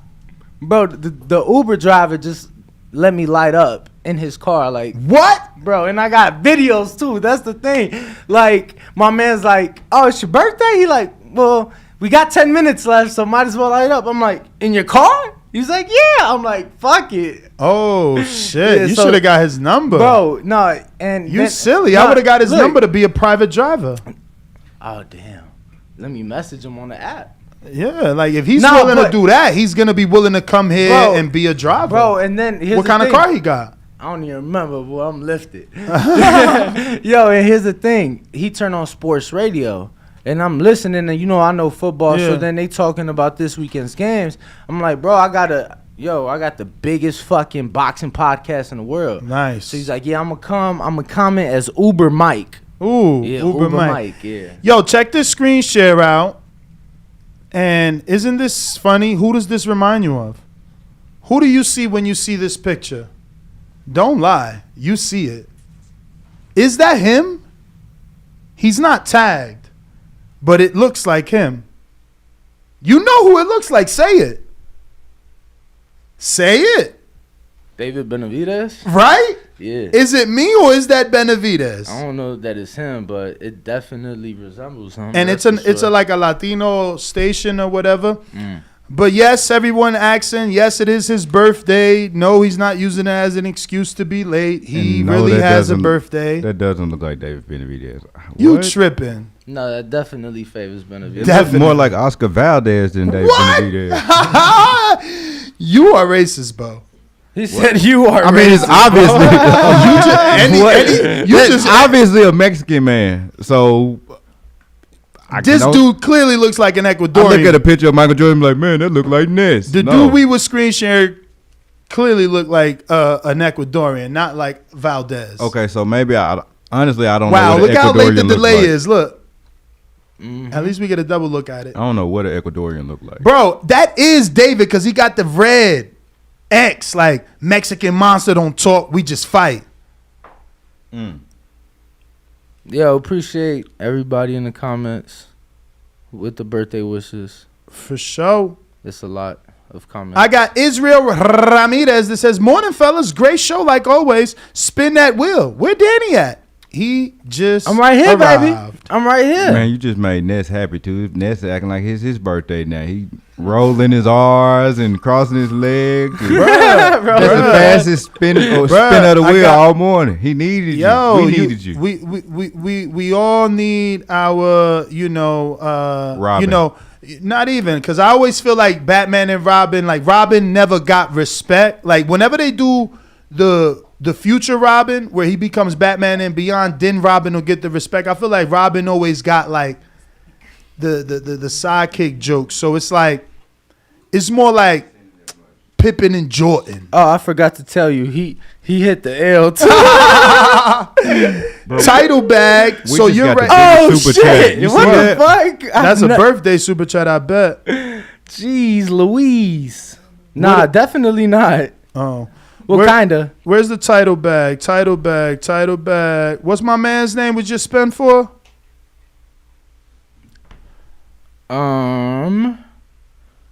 Fuck, who was it? Was it? Hold on. Let me check. What? Landed on the title bag. You found it? No, I ain't found it either. All right, we're gonna keep that bow. Just remember who that was. Who was it? I'm about to tell you in 5, 4, 3, 2. Uno. Israel Ramirez. My guy. All right, any callers? Bro, we just got a monster super chat. Oh, let's refresh. Let me check. We gotta just put him in everything. Once you send one that big, we'll be spinning the wheel for the next 2 hours. Yeah, no, we just gonna put you in like one of every team. Right. But won't that be unfair? Because what if he lands, let's say, in 6 spray ground bags? Well, how about, can Adam kind of give us guidance? Oh, that's Adam. Holy shit. Yeah, Adam Marinas. Can he kind of give us some guidance on where he would like these to go? Yeah, just DM me, Adam. Tell me what you want to be in. And you in again. But can we at least read the super chat? Yup. I can't decide on Crawford Spence. Definition of a 50-50 fight. I'll be at the Shakur fight. Definitely want to catch you, Danny, and Light One. We'll hit you up. You going early to the Prudential Center? By the way, Bo, that package you sent me, I had to pay the postage. How? Probably because I put a smaller weight than it actually was. Oh, wow. That's strange. You know I never heard that. I didn't know you could fucking charge the. Let's do that all the time. Let's do it for all the raffle wins. I cannot believe you could send something and charge the recipient. So if you send something and you put a smaller weight than it actually is, because you know what I'm saying, you don't want to be paying too much shipping fees. So most of the time it's gonna go there and nothing. They'll let it slide. But in Adam Arenas' case, we had to send him a goodie bag and it had a lot of stuff in it. So yeah, maybe they caught me. He said maybe they caught me. Yo, let's try not to make Adam pay for his shipping, especially when his super chats normally are this big. But the $2 super chats that went on the raffle, make them pay. You got Jazz 11 with a happy birthday, Danny, 5 pounds. Appreciate it. But Jazz does not like wheel spins. He just is a supporter. But don't forget, if you want to support, head on over to payperview.com and buy this weekend's pay-per-view, because we will be doing a live fight chat right here Saturday. And we're going to be joined by Ken Porter. We'll have a celebrity mixologist. And I'm trying to get some other fighters in building as well. So remember, the link is in the description if you want to buy the pay-per-view for Canelo versus Triple G from payperview.com. It's right in our description. A score to settle. Canelo versus Triple G. Controversy, brutality, hostility. For glory. For the trilogy. Canelo Alvarez versus Gennady Golovkin 3, September 17th. Streaming live on ppv.com. Order now.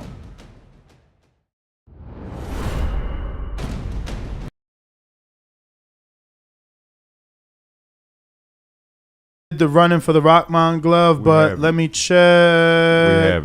We haven't. Bo, who we got next? We got Al from the Bay, but it's been like 3 people in front of him that drop off and they all call back in. Just hold on. I promise we're going to get to you. Just make sure you press one time so we know that you ready to talk. We got Al from the Bay now. Al. Danny, we got a Bo. Hey, man. Go ahead, Al. Shout out to everybody in the Bay Area. Shout out to all y'all on PVC. Happy birthday. Don't forget.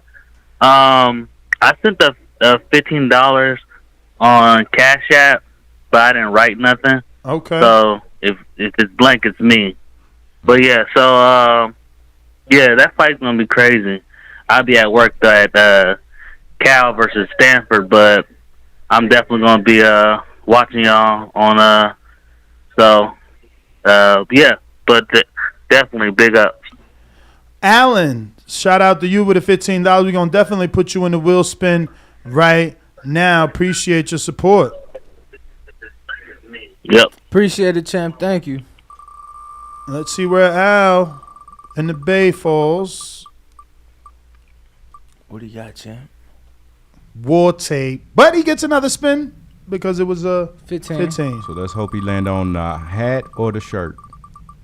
Both $5. Which one is it? Nevada Boxing Hall of Fame shirt. $5. Is it? I think. Let's hope. Did we just change it today to $5? No, that was the other one. The IBO. I thought the Nevada was $10. Yeah, the Nevada is $10, which is enough for him though. We've been changing prices without you, Danny.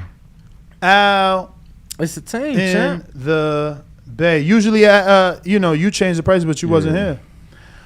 So also he landed on what? War tape. Which we gonna get that out. We gotta start giving shit out daily. Word. Some of this stuff. Word. All right, so we'll do the war tape today. Well, actually, can't do it today because Bo's got to put the names in the wheel and then figure out who the hell's gonna win. Oh, so whoa. We doing all the announcing winners today? No, just okay. Some of these, yeah. All right. Let me know which ones y'all want. Yeah, we want to try and do some of these more frequent. All right. It's just we get caught up with guests and questions and Patreon and a lot of stuff. But definitely head on over to Patreon and sign up to the $15 level so you can get every single episode that we do without any ads, and you can ask every guest that we have on the show a question. Any more callers, Bo? We got JP in Long Beach. JP. Now, formerly of Long Beach, currently in Vegas, man. And we still ain't meet with you. You terrible, bruh. JP. Terrible. JP was... Long Beach in the house. Yeah. Put some stank on that today, didn't it? Fellas, good morning. My audio good? Yeah. Straight. Yes, sir. As Info Joe say, shout out to the boxing gods. Look, Big Fish JP is activated. Season's greetings. It's strap season officially. Season's greetings. I'm calling out the Big Fish family for the support. Whatever your name is, put Big Fish in front of it. We smoking bud on the 19th. Get your White Owls, get your Phillies, get your Titans. If you don't smoke, guess what? We got CBD for you. Straight from Omaha. We smoking bud on the 19th. I'm so psyched. Great fight, y'all. Hagler Hearns, man. I'm going with the younger, stronger, bigger, fresher, the guy that did all the heavy lifting and an Olympian. I'm going with him, and I'm standing on it. I'm feeling comfortable about it too. So I'm psyched. I'm out here. So whatever we want to do, hey man, I'm with all the functions. I'm with all the business. I'm like Brandon Maurice. I'm staying up for 2 days, even though I live here. I'm probably not going to stay up for 2 days, but yeah, I'm with all the functions, man. I'm psyched about the fight. And we've been blessed, man, with a great boxing year. And we still maybe have a few fights on the schedule that haven't been announced yet. So couldn't be nothing better. Big Fish JP is activated. The Big Fish family is activated. It's strap season, season's greetings. That's my call. Well, all right. Appreciate it. He's excited. Who next? We got Hawk in Maryland. Is that Hawk? In Baltimore. What? What time is it? What time is it? What time? Hawk in Maryland. Tommy, I can knock you out now. Holy shit. Good try. Holy good try. TheBoxingVoice.com. Great show. Yes. Dan and Brandon. I'm out. SDS Promotion. What it do? Yo, TPV. Hawk, what up? Ain't too much, y'all got me. Hey, Bo. Now I'm in Maryland. That's right to DC. We not Baltimore. We DC over here. Oh, but anyway, hey man, I can happy birthday to Ringwald. Appreciate it, champ. Yeah, happy birthday, boss. Now the fight coming up, man. I got Spence, but as far as this, hey Ness, you there? I'm here. All right, this is a little. I know this might get at you. So, as far as this pound for pound thing going, as far as whoever wins, the way I see it, this is the way I see it. I like I said, I'm going for Spence to win. I think Spence gonna win, but I think it'll be a harder argument for Spence to move to number one pound for pound, being though he's only one division, one weight class. But it's yes. Now, if Terence were to win, he has a whole different argument with Usyk and Canelo as far as. He's been, 3 weight classes, 3 divisions, and he held the ring in 2 of them, didn't he? Mm-hmm.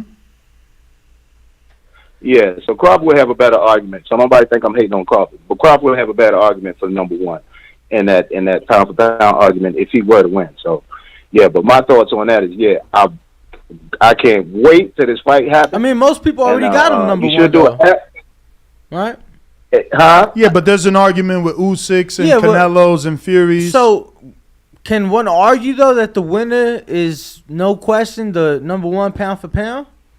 I mean, that's what the argument is. If they win, is there an argument that they're number one? Okay.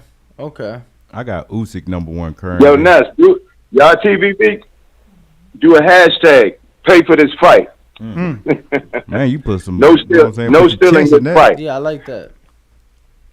All right, I'm out. You see, Big Thief Vega ain't called in at all. Damn, champ. No, Big Thief said he buying it. Big Thief need to call in and he stamp said he that. buying it, man. He got to stamp that, Ness. We got a $10 super chat. This is for a coffee for Danny. Happy birthday, champ. Shout out to Izzy in Oklahoma.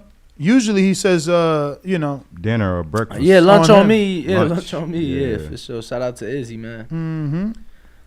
For sure, bro. Danny. What up, bro? There's a poll. Is 63 days enough time to announce this fight and properly promote? Yeah, I believe so. I think, they... For one, both guys been training already. Mm-hmm. So... Whatever, I just hope it's the proper promotion. I'm not worried about the time frame. I just hope it's the proper promotion. I would like, a multiple city tour. That being said, I'm also intrigued to see what network picks it up because of football as well, and the promotion opportunity through that. So I think it's enough time, man. And at the end of the day, as we see, I was in the, on my way here, I'm looking at the live and it was like 700 and some people watching live. People are excited for this. Some people have been, dying to see. You see all the people calling in. So I think it's more than enough time. What could have been better? What venue would you like to see it in here in Vegas? Because we had a poll previously, and Allegiance was leading the poll. But you know what I'm saying? We had Michelob, T-Mobile, MGM, Allegiance. What you want to see? So, Izzy, you landed on the Adidas gloves with your $10 super chat. That's not it. Those are yours.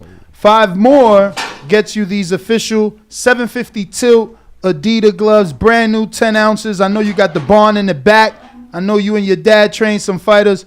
These will be a fantastic pair of gloves for you to give away to one of your fighters back at the barn. Lace-ups, Adidas, 750 tilt. Shout out Keith Thurman for the love. Oh, Keith sent you these? Yeah. Shout out to Keith, man. We got Profound Dreamer. Yo, Izzy with another one. $2 said. Goes without saying for Danny, but lunch on me. There you go. So, Izzy, another 3 adds to that 10, makes it 15, get you in the running for these Adidas, and you can knock someone's head off. We got a $25 super chat from Jonathan Sims that says, happy birthday, Danny. A ring walk with Danny. Man, I missed that, man. I miss it. We're going to bring that shit back. Mark my words, we bringing that shit back. We just had I mean, you still be ring walking because you go to the camps and you buy the ring. You watching them doing their thing. Yo, I'm glad you did wake up. Text Red, see if we getting him in the studio before he leave Vegas or what. Could we get blessed with some Red Spikes love? Especially now, we need him in the win today at 12. If he can't do 12, tell him Micah, 1. can you go get our guest, please? Tell him 12 or 1 today at the win. Do the damn thing. You know what I'm saying? Shout out to Jessica McCaskill walking in the building. Bo, who next? Profound Dreamer. Profound Dreamer. What up? Hey, what's going on, TBV? Good morning, y'all. You know, it's early on the East Coast, so I'm just getting my day started. Had a late night. But I just wanted to say, man, Bruh, the it's stories 11 and the a.m. over interviews there. y'all been giving lately. Huh? It's 11 a.m. over there. Yeah, I had a late night, man. You know, some of us be grinding 24/7, man. Grind don't stop. So, you know, I had a late night making some money, but, you know, we got to do what we got to do. But, absolutely, especially the way y'all been inspiring me lately with these interviews, like the one y'all had with Breadman, the one y'all had with the dude who do the unboxing designs, man. I can't remember everybody's name, but, like, keep doing the job y'all doing, man. Y'all interviews, y'all content is inspiring for real, man. I appreciate it. But I wanted to say, man, like, this Spence Crawford fight, I think the fight is happening too late for the winner of this one fight to become pound for pound number 1. Like Danny said, most people already got Terence as pound for pound number 1 anyway with his current resume. But I think this fight is happening at a point similar to Mayweather-Pacquiao where it don't change nothing with either one of their legacies. Win, lose, or draw, neither one of their boxing legacies are affected. Both men at this point have a Hall of Fame worthy resume. You know what I mean? So to me, the winner of this fight will have to win the rematch also in convincing fashion. Then they would have to also go up to 54 and beat Jermell. So that's it. That's my call. Appreciate it, y'all. Love. Appreciate you. BX Don 122 $5 super chat says, my dream is coming true. They fighting at Allegiant Stadium, MGM, Thomas and Mack, and the T-Mobile are all booked. Michelob Ultra Arena is too small. $5 super chat. Little wheel spin for you, my friend. Yeah, man. What are you thinking about this Allegiant rumor? Yeah, I mean, I'm looking at it. It lines up. Obviously, it is available. We did see Bud Crawford fight at the Michelob Ultra for his last fight. Hasim Rahman glove, my friend. If you want to be in the runnings for a Hasim Rahman order for senior, the father, if you want to be in the running for a raffle for the autograph Hasim Rahman senior glove, you must send in another $10. BX the Don. But we also got a spin for Jonathan Sims that sent in at 25.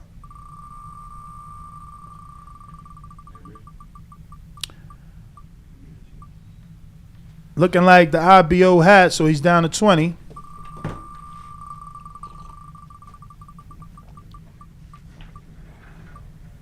And now he's on war tape, so he's down to 15. Mm-hmm. Hopefully we get a glove right here.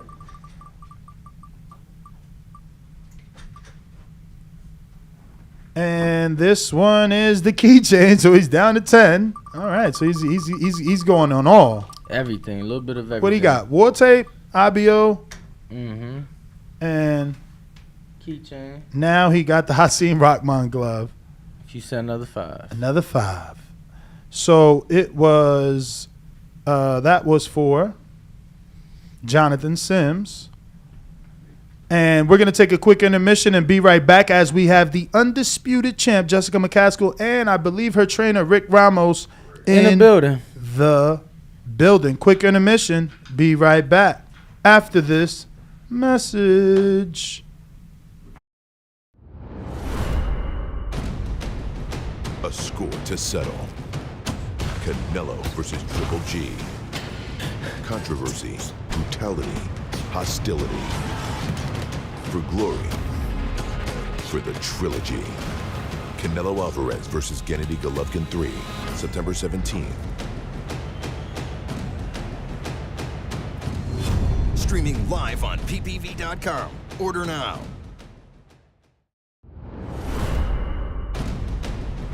A score to settle. Canelo versus Triple G. Controversy, brutality, hostility. For glory. For the trilogy. Canelo Alvarez versus Gennady Golovkin 3, September 17th. Streaming live on ppv.com. Order now.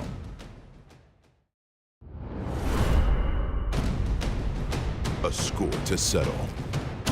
Canelo versus Triple G. Controversy, brutality, hostility. For glory.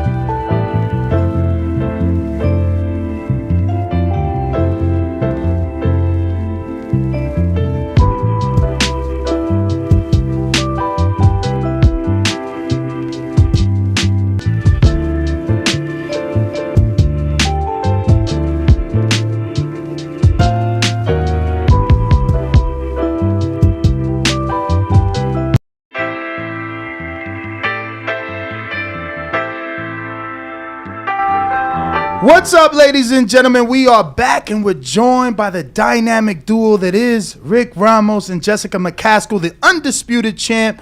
How are you guys?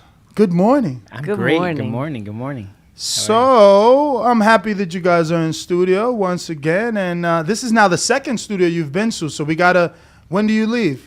Sunday morning. Morning. Yeah. So after the win in Abu Dhabi, they can come to the win. You know, we're at the win now. Really. Yeah, we got another studio in the win at 12. It would have been good to get you there as well, so you could get the trifecta. Right. But how I want to get into something different, man. How's the newlywed life? I see you guys traveling everywhere, looking like a reality TV couple, man. I mean, we're not married yet, just engaged. So it's exciting. It's very fun. We did go to Scottsdale after the fight. That's kind of like our little break, and pool party, random people like screaming like, "Oh my God!" And just the really fun like girl stuff. I'm appreciating. So everything else is just how we normally are. Yeah, I don't think we haven't changed too much. I think everything's pretty much the same. We kind of travel a lot anyway, so. He's growing his hair out. It's obviously changed in the sense that you used to go home at one point. Obviously, we don't know when you guys started living together, but at one point you went home and you didn't see each other. Now it's like 24/7. Are you guys driving to work together too? I felt like I saw Rick all the time because we were at the gym all the time, and then if we pick you up for years. He'd pick me up, or he would be like, "Yo, we got to go like just show face for like." I swear it's just like 5 minutes, and it would be like all night. So I feel like we were always just a 24/7 like pair. But yeah, it is. It's not very much different. It really isn't. All right, so the knife is out. I mean, did you see Clarissa? She's like, "Oh, why are you going down?" Which is kind of true. I want to ask, like, who is the bigger name? Who has more accolades in your opinion? Wouldn't it be worth the catch weight with Clarissa because she, especially after the win over Savannah, would have more accolades than Katie? Or is it better for you to go down because you want the rematch with Katie? Well, I don't think we wanted to wait for that. Like Clarissa, the last time we saw her, where we see her at? Was it New York? Last the time Katie Serrano fight. Yeah, last time we saw her, she was like, I got to handle business with Savannah. Of course, do your thing, whatever. But in the meantime, we're trying to stay busy as well. So, I mean, it's not a big thing for us to jump weights. And so it just, Rick was like, this is a great opportunity and to get double undisputed. And, you know, we could always go back up or whatever. But it was more so of we're not going to wait. Like, she's going to do her thing and we have to do our thing. And if we meet, we meet. You know what I mean? Yeah. Can you explain the double undisputed, Rick? Because I thought Kylie Reese has a belt. So Kylie Reese is what I'm told from Matchroom vacated. Okay. So, and, you know, maybe, I believe she retired. Well, hopefully she got some money to step aside, you know, because, you know, to do it for free is, you know, crazy. But I'm pretty sure, like, they got something for it. I'm not 100% sure. So she vacated. You know, this is a risk-free fight for us. We think we can beat Chantel Cameron. We're going for the 2-time undisputed. You know, we have no risk. Even if we lost this fight, we can go back to 147, still be undisputed, still get the Clarissa fight. So there's no risk for us on this. I mean, I don't know with Clarissa and her. If you lost, she might use that against you. Yeah. As to like, why would I fight her? Why would I give her a catch weight? Because obviously you're not going to go to Clarissa's weight class. No. So you're going to need a catch weight. Off a loss, I don't think she'll even entertain that. But the thing is that let's say we don't win 140. We still have undisputed. And if she wants to make like more history of having 3-time undisputed, she would come down. You think she can make 47? No. I know. Right. I mean, she talks about that butt all day. She told me to my face that she could. So we'll see. Okay. So the other thing too, so even if we beat Chantel Cameron, you know, I don't even know how long I'd stay at 140. I think 154 would be the next stop, only because, you know, Terry Harper's fighting Hannah Rankin. Yep. And Natasha Jonas has got 2 belts as well. Two of the 3 fighters are naturally 135-pound fighters. So for us to go to 154 and fight Hannah Rankin, Natasha Harper, Jonas, yeah. or Terry Harper, I'm uncomfortable with all 3 of those fights at 154. So even if we beat Chantel Cameron, we might not stay at 140 long. We might go to Wait, 154. Hannah, but isn't Hannah a common opponent with both Clarissa and Marshall? Yeah. So you're admitting that you fear Marshall if you're saying you'd go to 54 for an opponent that she beat and an opponent that Marshall beat, but you won't go to 54 for Shields. Yeah, because I think Clarissa Shields, like, the play is the weight, right? Like, besides the fight, like, I would probably get that fight for Jessica and Clarissa at 145. 100%. What? 100%. Why would Clarissa say yes to 45? Everybody we fought at welterweight has signed for 45. Yeah. What's her name? Cecilia Breakhouse signed for 44 at one point. 144. Yeah, but that's she needed that rematch. No, that was before. Wow. That's what I'm trying to say. Like these guys are not that smart, you know, and if we antagonize Clarissa enough, which is obviously easy, right? Like, but aren't you showing your hand on this interview by telling her we what's always because show our yeah, we hand, show our though. hand. I don't like all these other people, promoters, managers. They all call like Rick's crazy. No, I just tell the truth. Like, I never come off of what I say. So yeah, I would do the fight at 145. Why wouldn't I? And if Clarissa doesn't agree to it, then that's on her. Like, the fight was offered, you didn't want to do it. You didn't want to do it. But I would go to 54 to fight a naturally 135 pounder. Because it benefits us. This is the benefit game. This isn't. I hear you. This isn't the street fight game. I've you know just what I mean? never heard someone be honest. Yeah. On a live interview like that. 100%, Danny. You know the deal. Because you know me. I've been brutally honest about Jessica. Like I said, we're gonna go to 147 and beat Cecilia Breakhouse. Tom Loeffler called me the very first time and offered that fight at 144. And I thought was this back for the HBO, right? The last HBO fight. What was that? December 2017. Yeah, right. That's exactly when it was. Yeah. So Loeffler offered me the fight at 144. I shopped the deal to Matchroom, got a 3-fight deal for her, and then after that, I went back to Eddie and said, "Let's get that Cecilia fight." He's like, "They won't fight you," and I'm like, "All right, give him a pound back." 145. They jumped on it, and then we beat her twice. Yeah, it made us a lot of money. Shout out. I wonder if you can actually get Clarissa to say yes to something like that. Maybe. I mean, if Jess knocks out Chantel Cameron, right? And let's say, I mean, knocks out? Yeah, I mean, we're looking to stop that girl. I think it's gonna I don't think it's going to be close. I think it's going to be close for the early rounds, but you got to remember, Chantel Cameron hasn't fought anybody. She's never been tested. She's never been punched.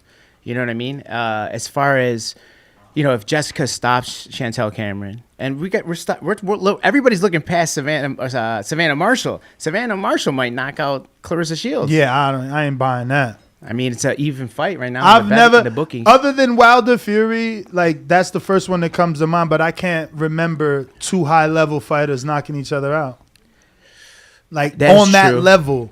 That is true, but I think Savannah has the punching power in each hand, and if she can jump and pressure Clarissa, she can make it a different fight. It's all up to Savannah because Clarissa can box. I don't know, man. The amateur fight came out. Sky Sports put it out. They had to take it down because so many people were commenting. They took it down. They deleted it. Why did they take it down? Because everybody was saying, commented, how did Marshall win? Like Sky Sports has put it out there because that's their fighter. And like, they wanted to promote the fight. They and wanted the to comment promote section was flooded with, that was a robbery. That was a robbery. That was a robbery. And, so it's like, and it was crazy because I found and then out, deleted it. So it's like, and then they deleted it. And so now there's content creators. Their titles are like Sky Sports deletes the video. And I found out it got deleted through another fighter. They're like, yo, I went back and watched it for the first. Like I went to watch it for the first time. Breadman, a trainer, same thing. He went back and watched it, and then it was gone. I didn't see it. Was it like that lopsided? I mean, Breadman is, I'm gonna say, more educated than me at what he sees out his eye, and he thought it was clear, Clarissa. Yeah, I never saw it. I never went back. They fought and more watched than it. once, though, right?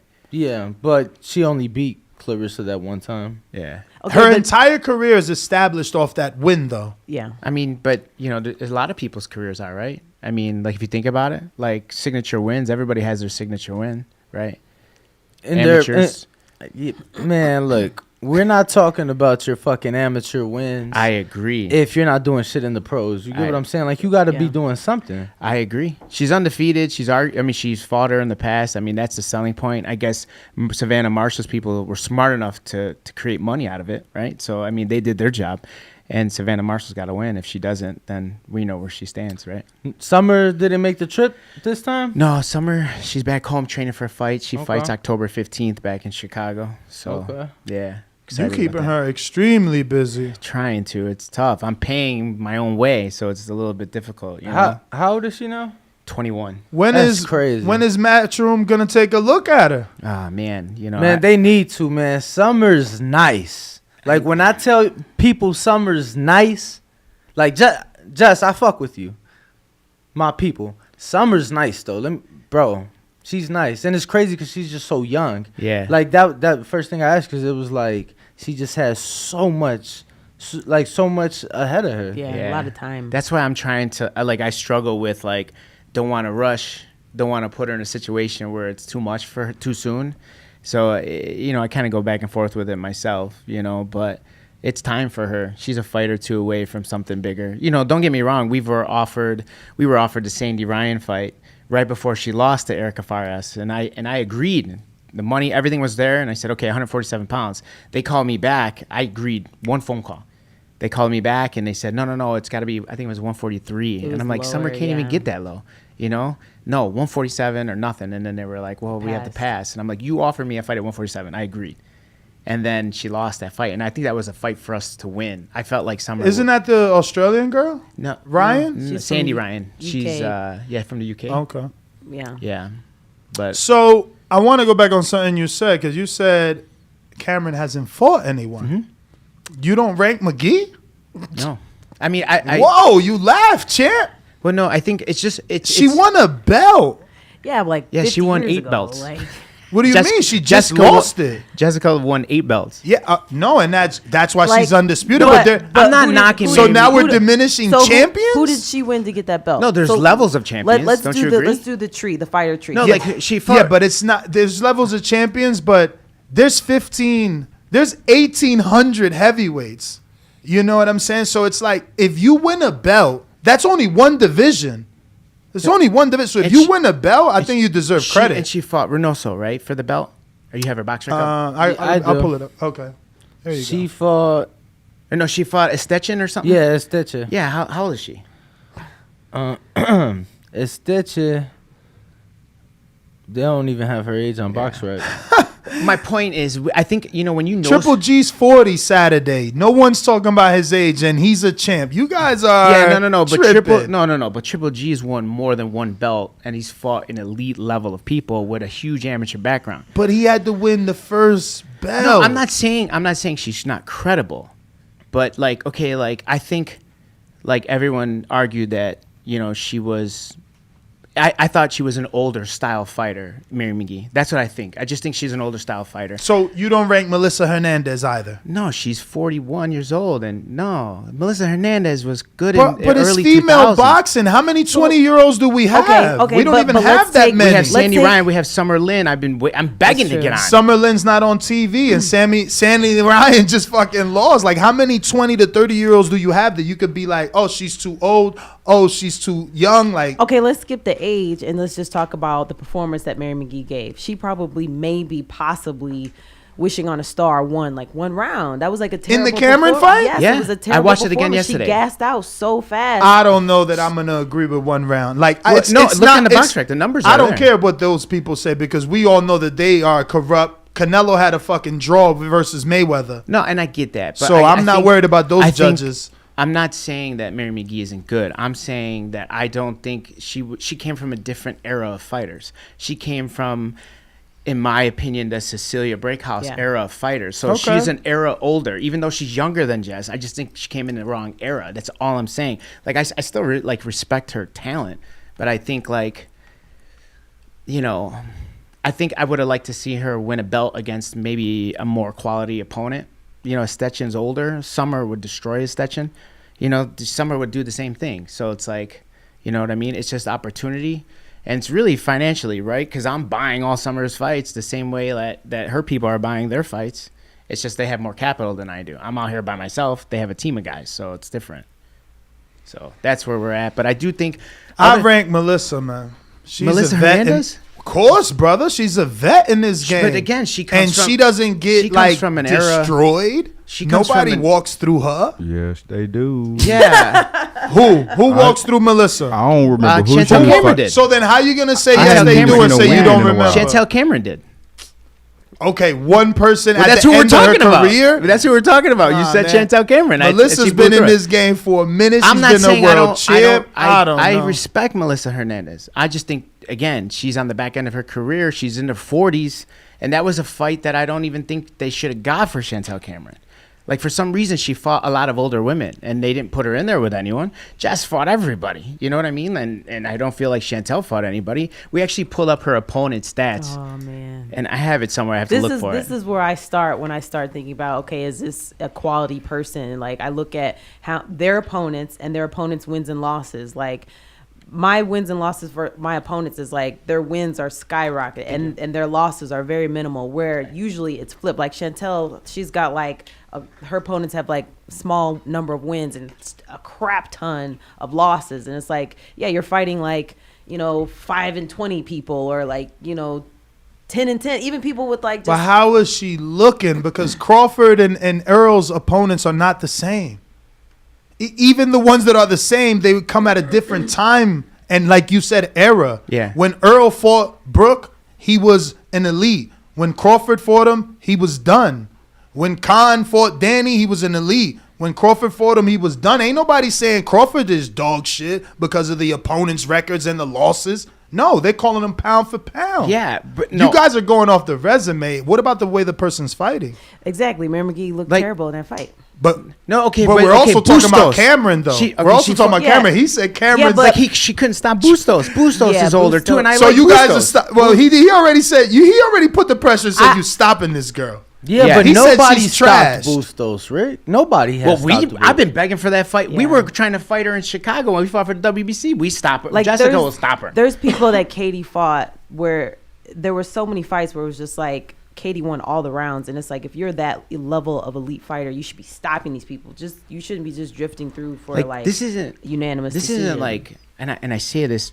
This is not going to sound humble, but like this isn't like a game for us. Like I feel like a lot of these female fighters are like good boxers for girls. Like Jess is a fucking animal. Like she's coming. Like everyone thought Elma was gonna give us trouble. Like smoked her. Like who's Elma? The last opponent? Yeah, everybody thought we were gonna lose. Not everybody. Not on this show. Well, on this show, we picked you by knockout, bet publicly, screen shit, and told the world. Well, we definitely knew. appreciate it. You were definitely the minority. Trust me. We knew. We made big money on you. We knew she was going to. We was in her camp. We watched it. And her promoter came up to me like 2 days later. Like, that's not right what you did. You're wrong for that. You're wrong for that. Bro, what you want me to do? Close my eyes? I'm like, bro, you're wrong for sending her in the ring after you saw her sparring. I think, this just like the Cecilia Breakhouse fight, and I hate to keep bringing it up, but it's like when we attacked her character and Jess went at her, like personality-wise, like her person, like she was shook. This is different.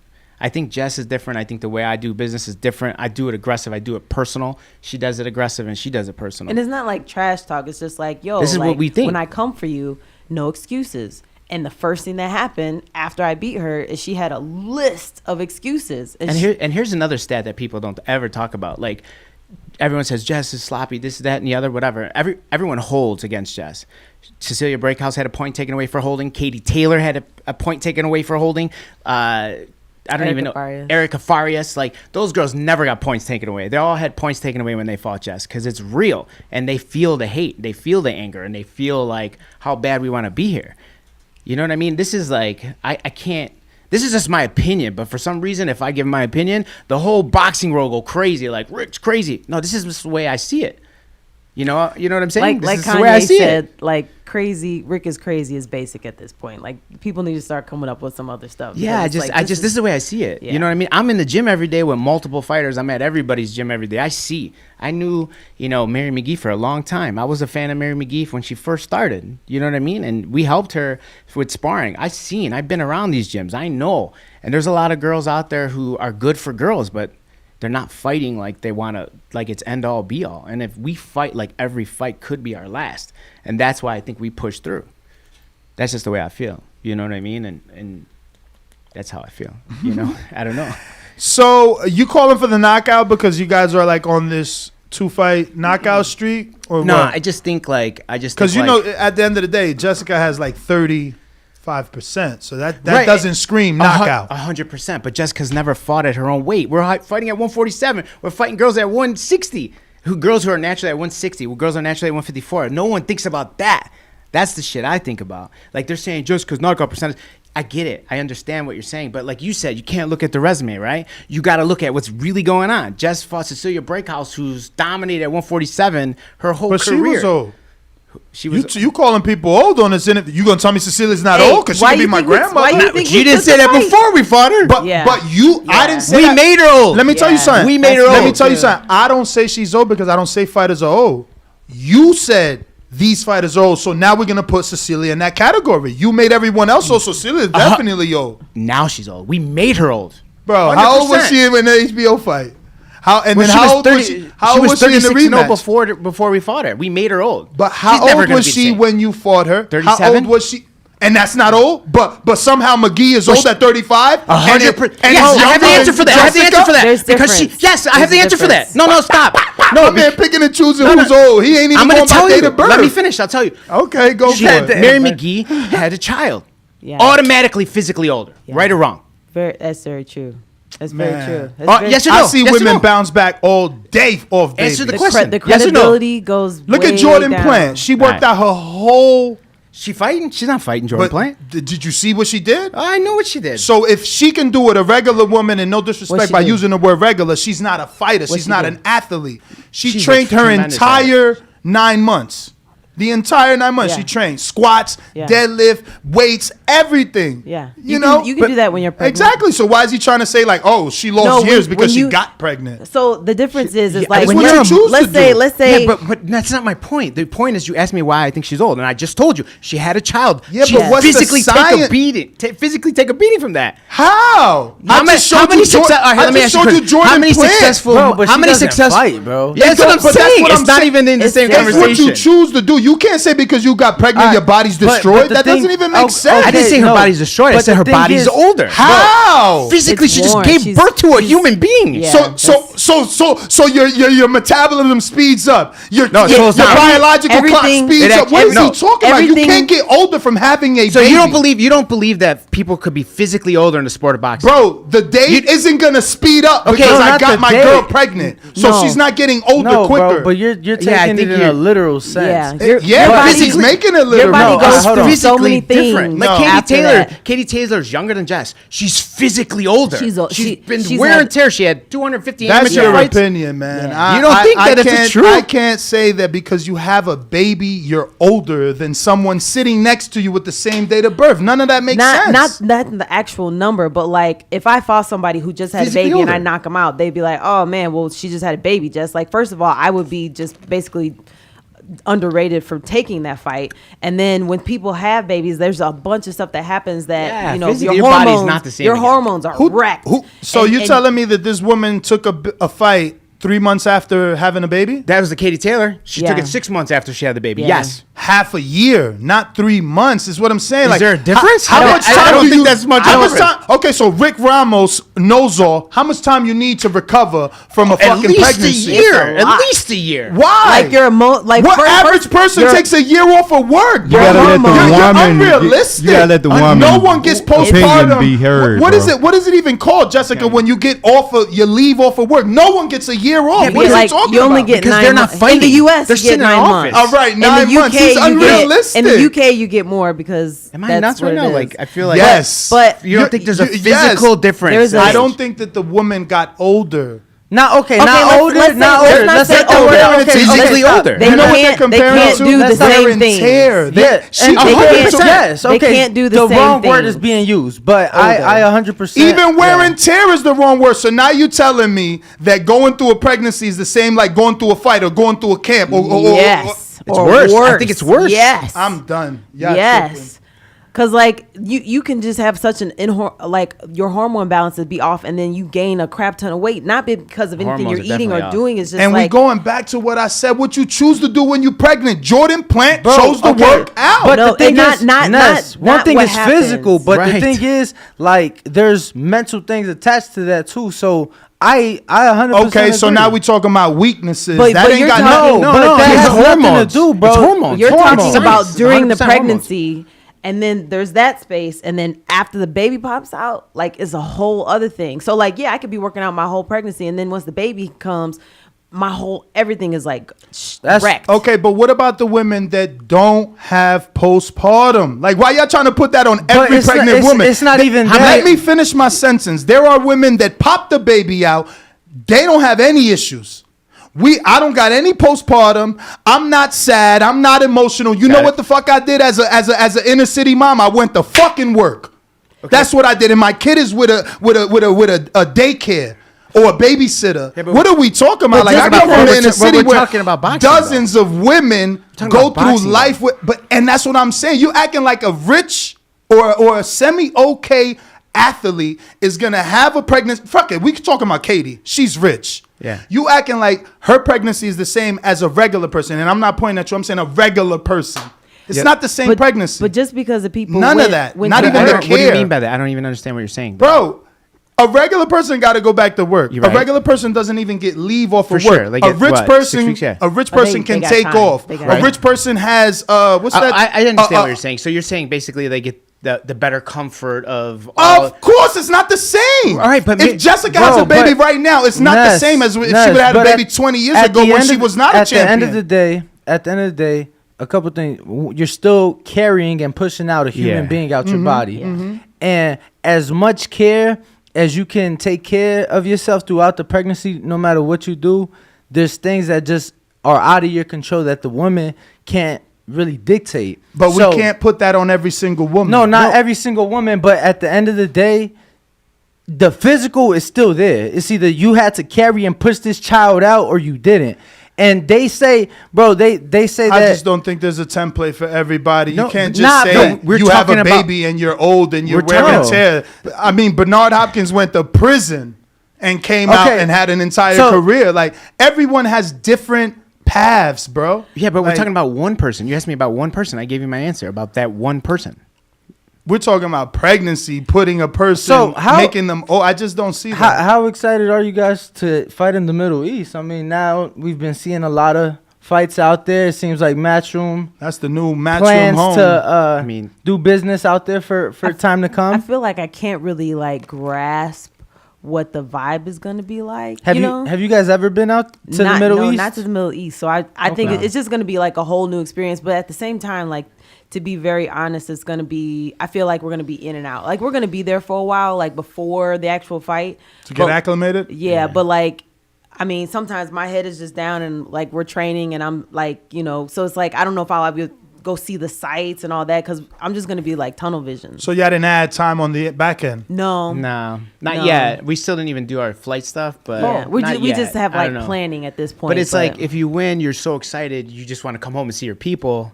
And so they don't do the travel for you? They do, but we just haven't ironed out the exact details yet. We've talked about what we want to do as far as like making sure that we're smart enough to get out because it's like a whole day. Mm-hmm. It's like 13 and a half hours just to fly there. By the time you get there, you're 9 hours ahead. So you're really close to 24 hours. So it's like just that alone and making sure like everybody's on the same page, bringing out people to train with and photographers or whatnot, and just making sure that our stuff is on point. So how long before you guys thinking? I was going to ask the same thing. Because, I mean, obviously, the only fight overseas has been the Katie fight professionally. So how soon are you guys thinking? 2.5 weeks maybe before.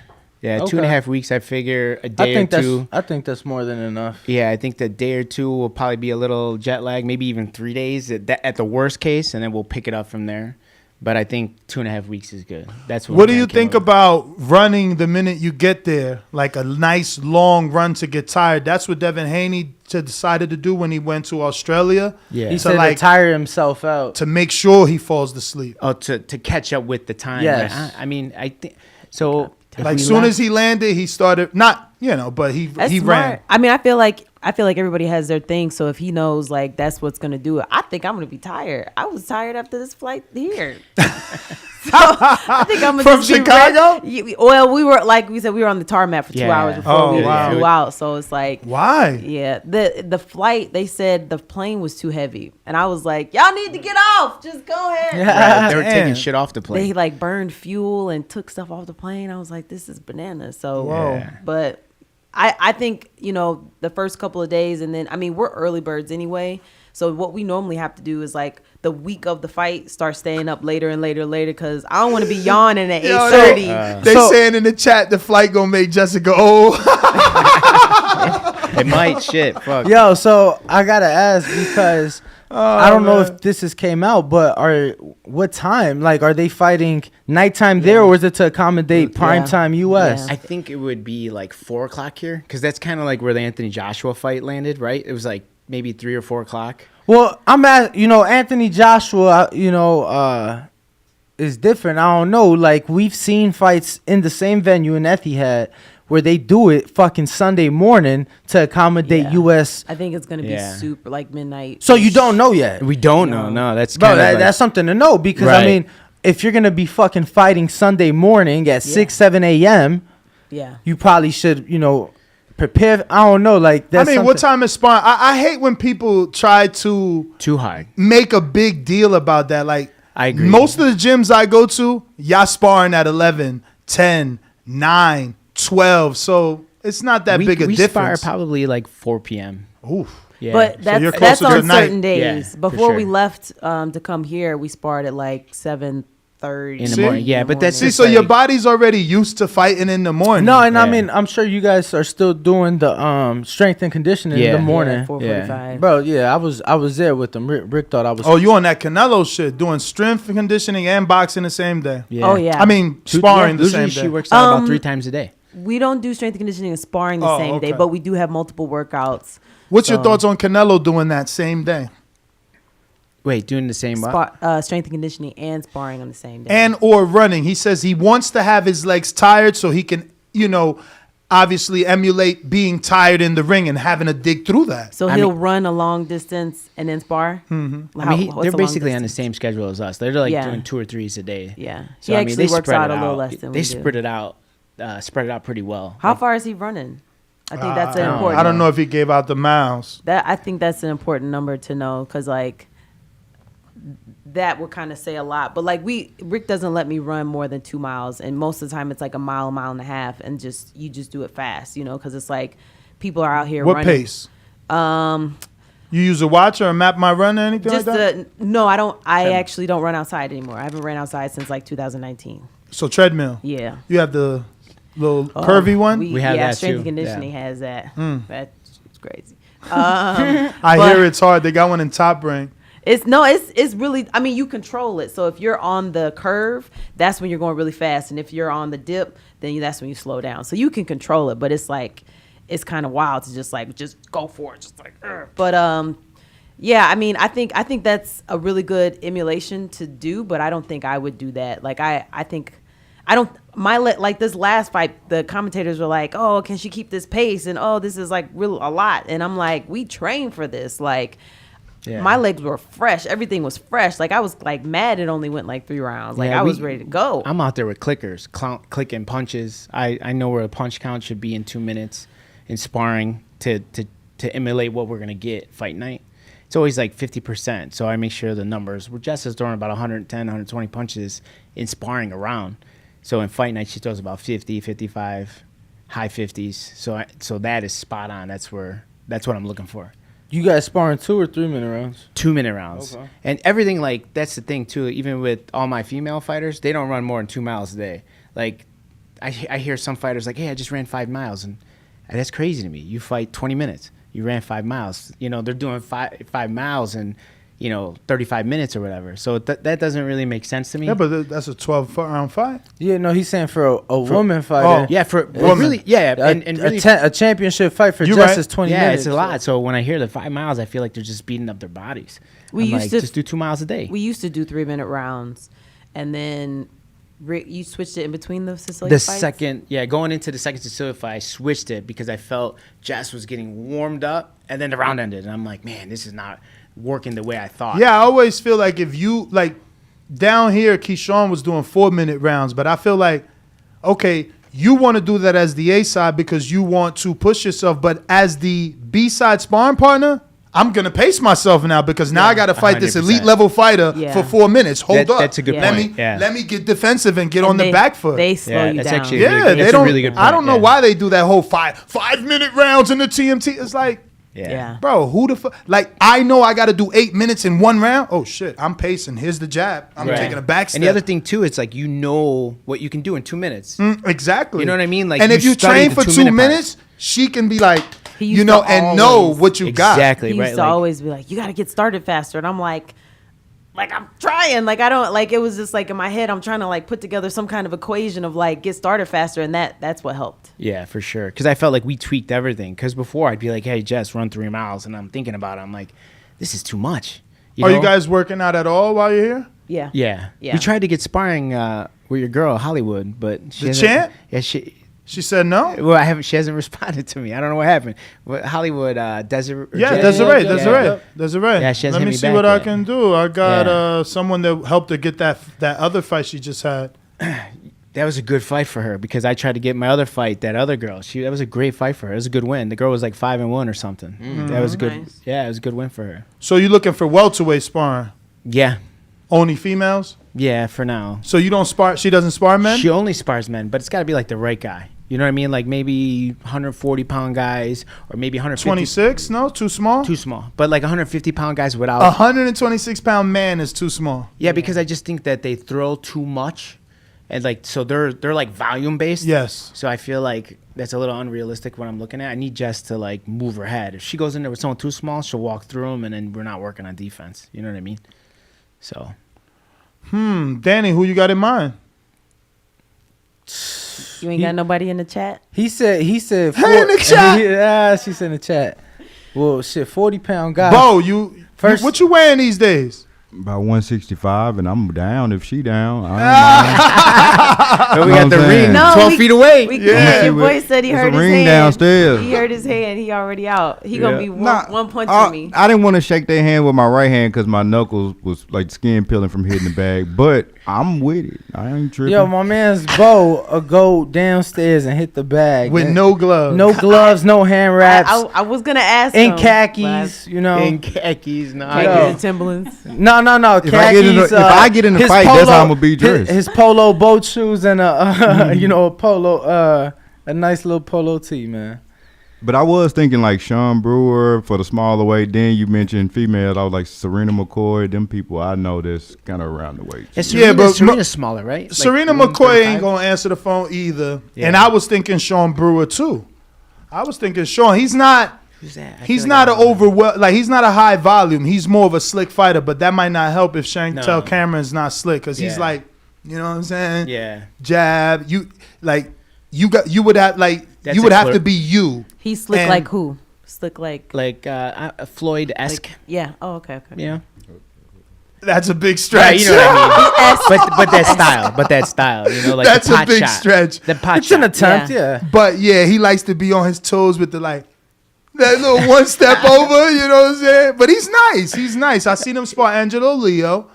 I think too small. You think he's too small? I feel like short. he's tall. Really? I feel like he's definitely thinner. Dan, Jessica, he's definitely thinner than you. I mean, he's a featherweight. I got my extra small on today. Yeah, he's a featherweight. Damn. I'm saying no pay. What you mean? Work with a champ. They said, "What's pay?" That's for Hollywood. What you paying? What she paying? Is that what she said? That's what they said. Unfortunately, I said work. Is that her? Or I said no pay. Work with the chance. He said we don't give out free work to world champions. Sorry, that's the handler of who? Okay. Of Hollywood. Well, she did already. Yeah, we already sparred with her. Yeah, I mean that's probably why. I think they don't. You were there. What do you think? Were you there for that one? No, I wasn't. So. No, I wasn't. I was there. That's what I'm saying. I was there when Summer sparred somebody at Capetillo. Yeah. And Olivia was there. Yeah, we're gonna probably try to get that Desiree fight, Hollywood chick and Summer at some point. I tried to make that fight in California. I think she was just asking for too much for me to pay. Hollywood and Summer? Yeah. Bro, why? It's too soon. Hollywood got like one fight or two fights. She's 2-0. I mean, Summer's like 7-0. She wants to. Yo, this Rick guy is a fucking killer, man. Wait, no, did she not come here? No, you always. Does that happen? I see. Well, how we know? No, when I like you though. I out? like you, and you should love him as the man of your life. He's he's putting his women first and making sure they get every advantage. But 100%. Jesus, let that girl get some experience. Wait, she came on your show and called us out. Bro, is that not what happened? Prospects call champs out all the time. But that's what I'm saying. Oh my goodness! But he said how hard he is on me. He did say eventually. On me. Like, I don't know. He didn't say tomorrow. He's had a long week, I guess. He didn't say tomorrow. He did say eventually. Because I feel like everyone called me out on my word. Then when I called him out on word, we're like, I'm just saying. But we know she's a prospect. It's like, who's calling like big names out right now? That like Ryan calls everybody out. He don't fight nobody. Ryan Garcia? Yeah. So it's like, we hear you, but we don't believe you. Wait. God damn. We shouldn't believe her. How many are you? You're not even here for a week. It's only one day. So you want 1 day or how many days? Because they just wanted it this morning. They're trying to do a week. A week where? What? I know you don't have a week. No, so but she's not at the level for a week. She's at 6 rounds. So it's only 1 day or 2? Just one. And I think if they don't. I'm not even interested. You know what I mean? At this point, it's like, That's a lot. Yeah, it's just like, come on, man. Like we're here to work the broadcast tomorrow, so of course we always no days off. So when we're here, we're gonna get work. So. No, for sure. So, right now, you've been sparring already though? Oh yeah. Yeah. She ready to out go. here? No. When you guys get in town? Last night. Last night, late. Wow, thank you so much for waking up. You know how many people bro, I'm sorry, 8 a.m. is too early. Yeah, we went to sleep at 2 a.m. last night. Yeah. Wow. Partying?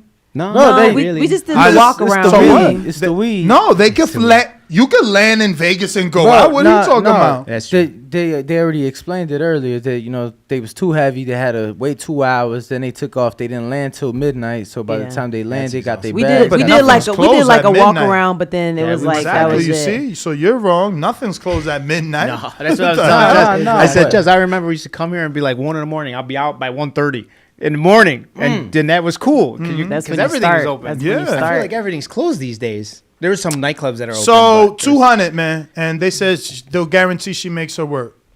No, come on, man. She's a 1-0 fighter. She need to eat. No, listen. I don't even have problem paying it. Like I've been trying to get a hold of her for a month. Yeah. And all right, but you ain't talked to the manager. I got the manager, and now I'm gonna give you the manager's number. She's got a manager now. She didn't have a manager last time, and that was I talked to her a month ago. She's got a manager, and she also got a fight. Ness pay the money, and then let us record. Since the last time you talked, did she not get a win?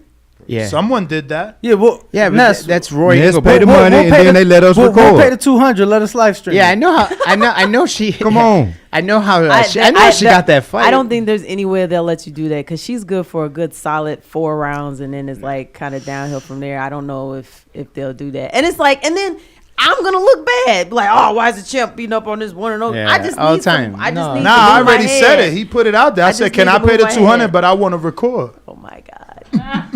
Yeah, it's my birthday, man. I want to see somewhere. Yeah, happy birthday, player. Happy birthday, fellow Virgo. Right. Yeah, May 26th. Wait, actually, today's your birthday. Shout out Adam Arenas. Yeah, and you feel horrible you didn't bring his hat. Yeah, bro. No, you know what's funny? I got the messages. Yo, I got the messages when I scheduled Rick a couple weeks ago. I'm like, oh, you get in Thursday. That's boom. Right. Friday's my birthday, bro. We gonna get you in Friday morning. You in the champ. Forgot. You in the champ. He's like, yeah. I'm gonna bring the hat. I'm gonna mail it out. Yeah. I'm gonna bring the hat. Wait. So I have both hats. So should I just mail it to one spot to your house, Ness? Is that better? Yeah, that's. So you're gonna have to send me the new house because you got like 6 houses now. Ferraris in the parking lot, 6 houses. Just give me one of the house address. We're gonna send it there. Yo, you should see the Escalade he's working on now. That Escalade's next, right? After you got the vet, Escalade's next. I think I'm gonna get rid of the vet. You hiring? I think I'm gonna get rid of the vet. It's beautiful. It does its job. Like the fighters love it. Yeah. But at times I need more space. Yeah, no doubt. You know what I'm saying? Sure. Like it's cool for just me, but I'm not always alone. Yeah. Like even with me and Danny, sometimes I want to throw my arm over my seat. You can't even do that in the vet no more because the window's there. So even if he wasn't there, I can't even go like that. Like there's no backing up. Like I mean, it's got his camera, so you don't have to turn. But it's just like Danny. But you had your time, so it's like rich guy problems. Nah, bro. No, let me tell you, this man, he ballsy. Yo, so I don't even think he hadn't even moved here yet. So he's traveling back and forth. And we had Ken Porter on the show, so he invited us to come watch some sparring, and Ness was talking about the Corvette. So Ken's like, oh, yeah, I'll bring mine. Mind you, he had already bought it. Never sat in one. I'm like, bro, you're 6'5". You're 6'5". You just bought a very expensive vehicle that you've never sat in, that you might not fit in. Right. So it was interesting because I'm gonna make this work. Bro, I'm 5'10". Right. I wouldn't have bought that fucking car if I'd never sat in it. Yeah. Because it's like... It's not bad, though. Is it that bad? No, it's not bad. No, it's super comfortable. I'm still going back and forth. I'm not disrespectful. I'm just trying to make it happen. It's so crazy because now it's turned into how people change things for women. It's like, yo, I got Devin Haney sparring on my channel. I got like the biggest name sparring on my channel. It's not about because she's a woman. And I actually have her last sparring. I recorded it in Bones Gym. She wanted me to record it. So it's a new manager. So they're trying to change the way that she did things, which is cool. Yeah, I get it. Which is cool because, hey, you shouldn't have sparring out there. Who is the guy? It's actually a female manager. Oh, is it? All right, yeah. Serafina. Oh, I think you're from New Jersey? New York. Oh, New York. Okay, yeah, no. We're good. But yeah, champs. So tomorrow night, big fight. Obviously, you've been doing a lot of commentating lately. Do you foresee that being I don't know, I guess once the retirement comes, something that you get into? I think it'll be very close to how it is now, just kind of like here and there, because the the crazy like travel that these guys have to do on a regular basis, and like I bring him with me everywhere, and like he's got the gym and fighters, so it's not like something that seems feasible going forward. And so I mean, here and there, you know, and I want to make sure that my value stays up. If you're always there, you dilute yourself, and people don't get excited about seeing you. So maybe another like 4 to 6. What did we say? 4. Maybe 5 or 6 fights a year. Yeah, something like that. Big ones. Like we were lucky enough to get a lot of big ones. You know, the Katie, Serrano, Ryan Garcia, Canelo, Teofimo, I was pretty big. Those are good fights to commentate on. You know what I mean? Absolutely. Or to host, or whichever position they put her in. But those are big stages. You know what I mean? So absolutely. So are you doing the undercard then? No, or is it the not like the pre-show, obviously, but then the undercard. I don't know what they're gonna have me do this time. I don't know if they're gonna have me ringside or if they're gonna have me in the host position. I kind of don't really find out till last minute. But I know they said something about. I think it might just be more of the host position and talking about like the training. Me as a fighter, talking about the training and the preparation that both Triple G and Canelo have put in, and their fight styles from the previous fights and things like that, and kind of what you expect as a fighter going into this fight. Who are you picking in that fight? I'm picking Triple G. Because I feel like everybody's going to pick the older guy. The irony in that. I said that. I know, but I'm going the younger. This I'm going team Canelo. likes calling people old. He's going Canelo. He's going Canelo. Yeah. I'm going Triple G because I like to go against the grain, and I feel like everybody's going Canelo. Yeah. But I love Triple G's the way that he fights. He's very just textbook in the way that he throws his punches. Like, I love his left hook. You know, a lot of people, like Rick says, drag their left hook, which means putting their shoulder first before they throw it. And he's just very like, he just seems like kind of a robotic in the better ways of being robotic. But I just love the way that he fights. So I think everybody's kind of just saying like, hey, Triple G's old. He's had too many fights. He doesn't have power, you know, and I think that they also say he's slow, which I think he is a little bit slow in his combination, the way he puts his punches together. But I feel like he's got good power. I feel like he knows when, like, his timing is good. So I'm just kind of want to see what he brings to the table tonight. Who do you got, Ness? I'm picking Canelo by decision. Oh, you don't think he'll stop him? No. I think everybody believes that because they believe Triple G's gotten older. But remember, he's got 8 pounds. He never had that before, that luxury. He's been at 60 forever. No doubt. So if anything, he's rejuvenated. Not to mention, new coach. You can tell us better. Jonathan Banks. Yeah, you can tell us better. They've been together about for a couple fights, though. Getting up for certain opponents. Like, this is an opponent I believe Triple G is motivated for. I agree. Yeah. So I don't see. So knockout. it was the same thing with you then. I kind of have to like Michael Jordan it. You know, he used to just put like crazy stuff in his head that wasn't even there. You know, like people like saying something and they never said it. You know, I kind of have to do that to get up for the opponent. Yeah, me too. Like this last fight, I'm like, can we curse out here? Absolutely. Like, fuck this fucking Alma girl thinks she more Mexican than me.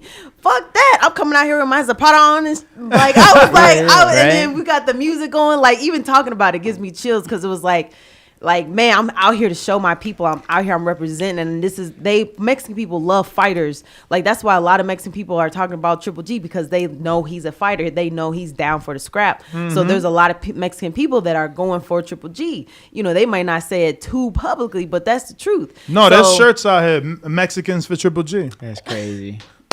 It's been 4 years or so. No, but the thing is that with Canelo, like, no matter what, he will never be Mexican enough.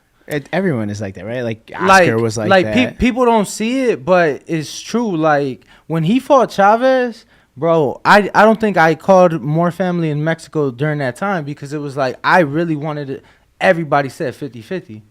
They're like, yeah, the people. But you're talking about De La Hoya, you're talking about Canelo, Chavez Jr. Yeah. You get what I'm saying? And it was like because of the father. Oh, so you think that's why he's maybe saying, like, I don't want to fight Mexicans anymore, because he's afraid to, like, for the Mexican fans to hate him? I think that's bullshit for real. 90 seconds. But I just think that Chavez, it was kind of like a Tito thing. Like, Tito was so loved by the people. Chavez was so loved by the people that, I'm gonna be honest, like, Canelo will never be loved that way. Yeah. He will never be accepted that way. Like, Bro, Chavez was out here wilding, doing crazy shit. You get what I'm saying? And the people still love him. And I'm not saying that they shouldn't, but man, I was saying Canelo could move up, beat Tyson Fury, and this was before the Bivol loss. Yeah. I'm like, he could move up, beat Tyson Fury, and the people still would say Chavez was greater.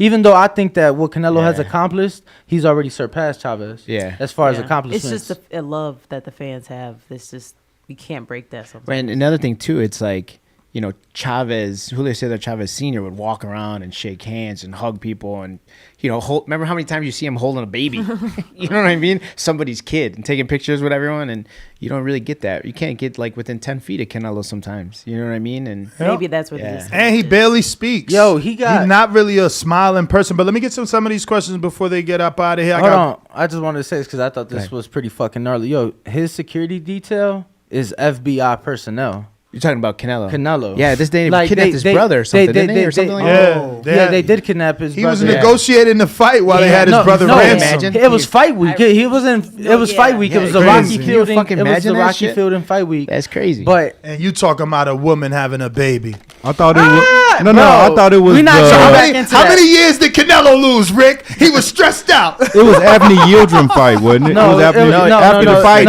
he announced it in the ring. No. It wasn't in Miami. No, it was the Rocky Fielding fight. But what occurred was the interview that he did with that fucking amazing dude. It broke for that other fight. Yeah, it literally dropped right after the Yildirim fight. It was going into the Billy Joe. So the interview came out during that time where he revealed it. Right. That's what occurred. He had just revealed it during that time. Word. I got Rue in the 504 New Orleans. For Jessica, care to elaborate on your comments that you are not impressed by any of the other top female boxers?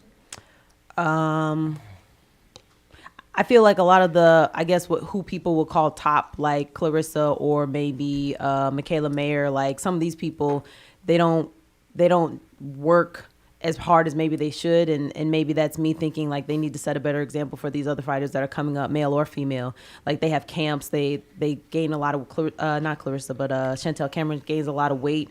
I feel like that's a very dangerous thing to do, and you're showing people that that's like something that's okay. And I just feel like you should be working all year round. And then a lot of people have comments like, oh well, they called me for this fight and I wasn't ready. And it's like you have to always be ready. And I feel like a lot of these people are just up there because fans like them, not because of what they do. And I think they all should be working harder and setting better examples. You don't think Michaela Mayer works hard?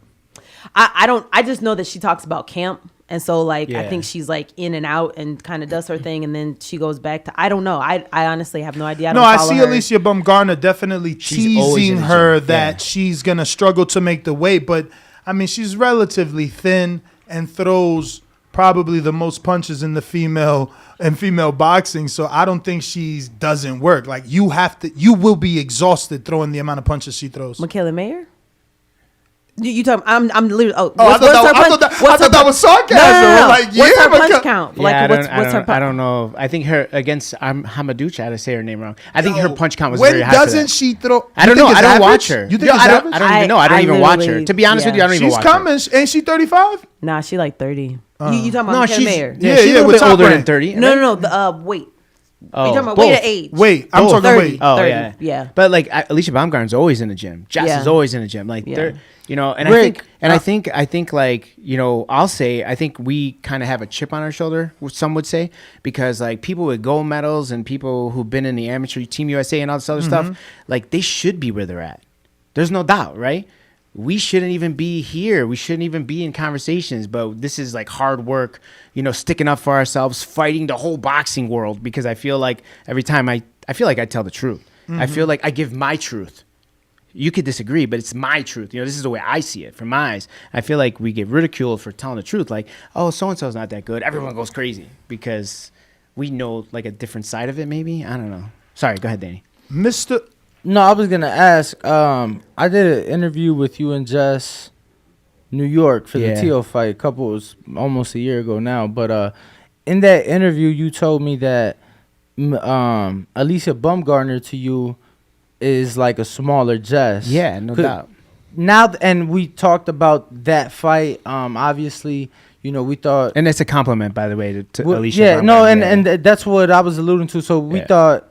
at that point that hopefully we'd get those two ladies in the ring for Undisputed. Won't be the case, but now that the fight is official, should have happened a few days ago.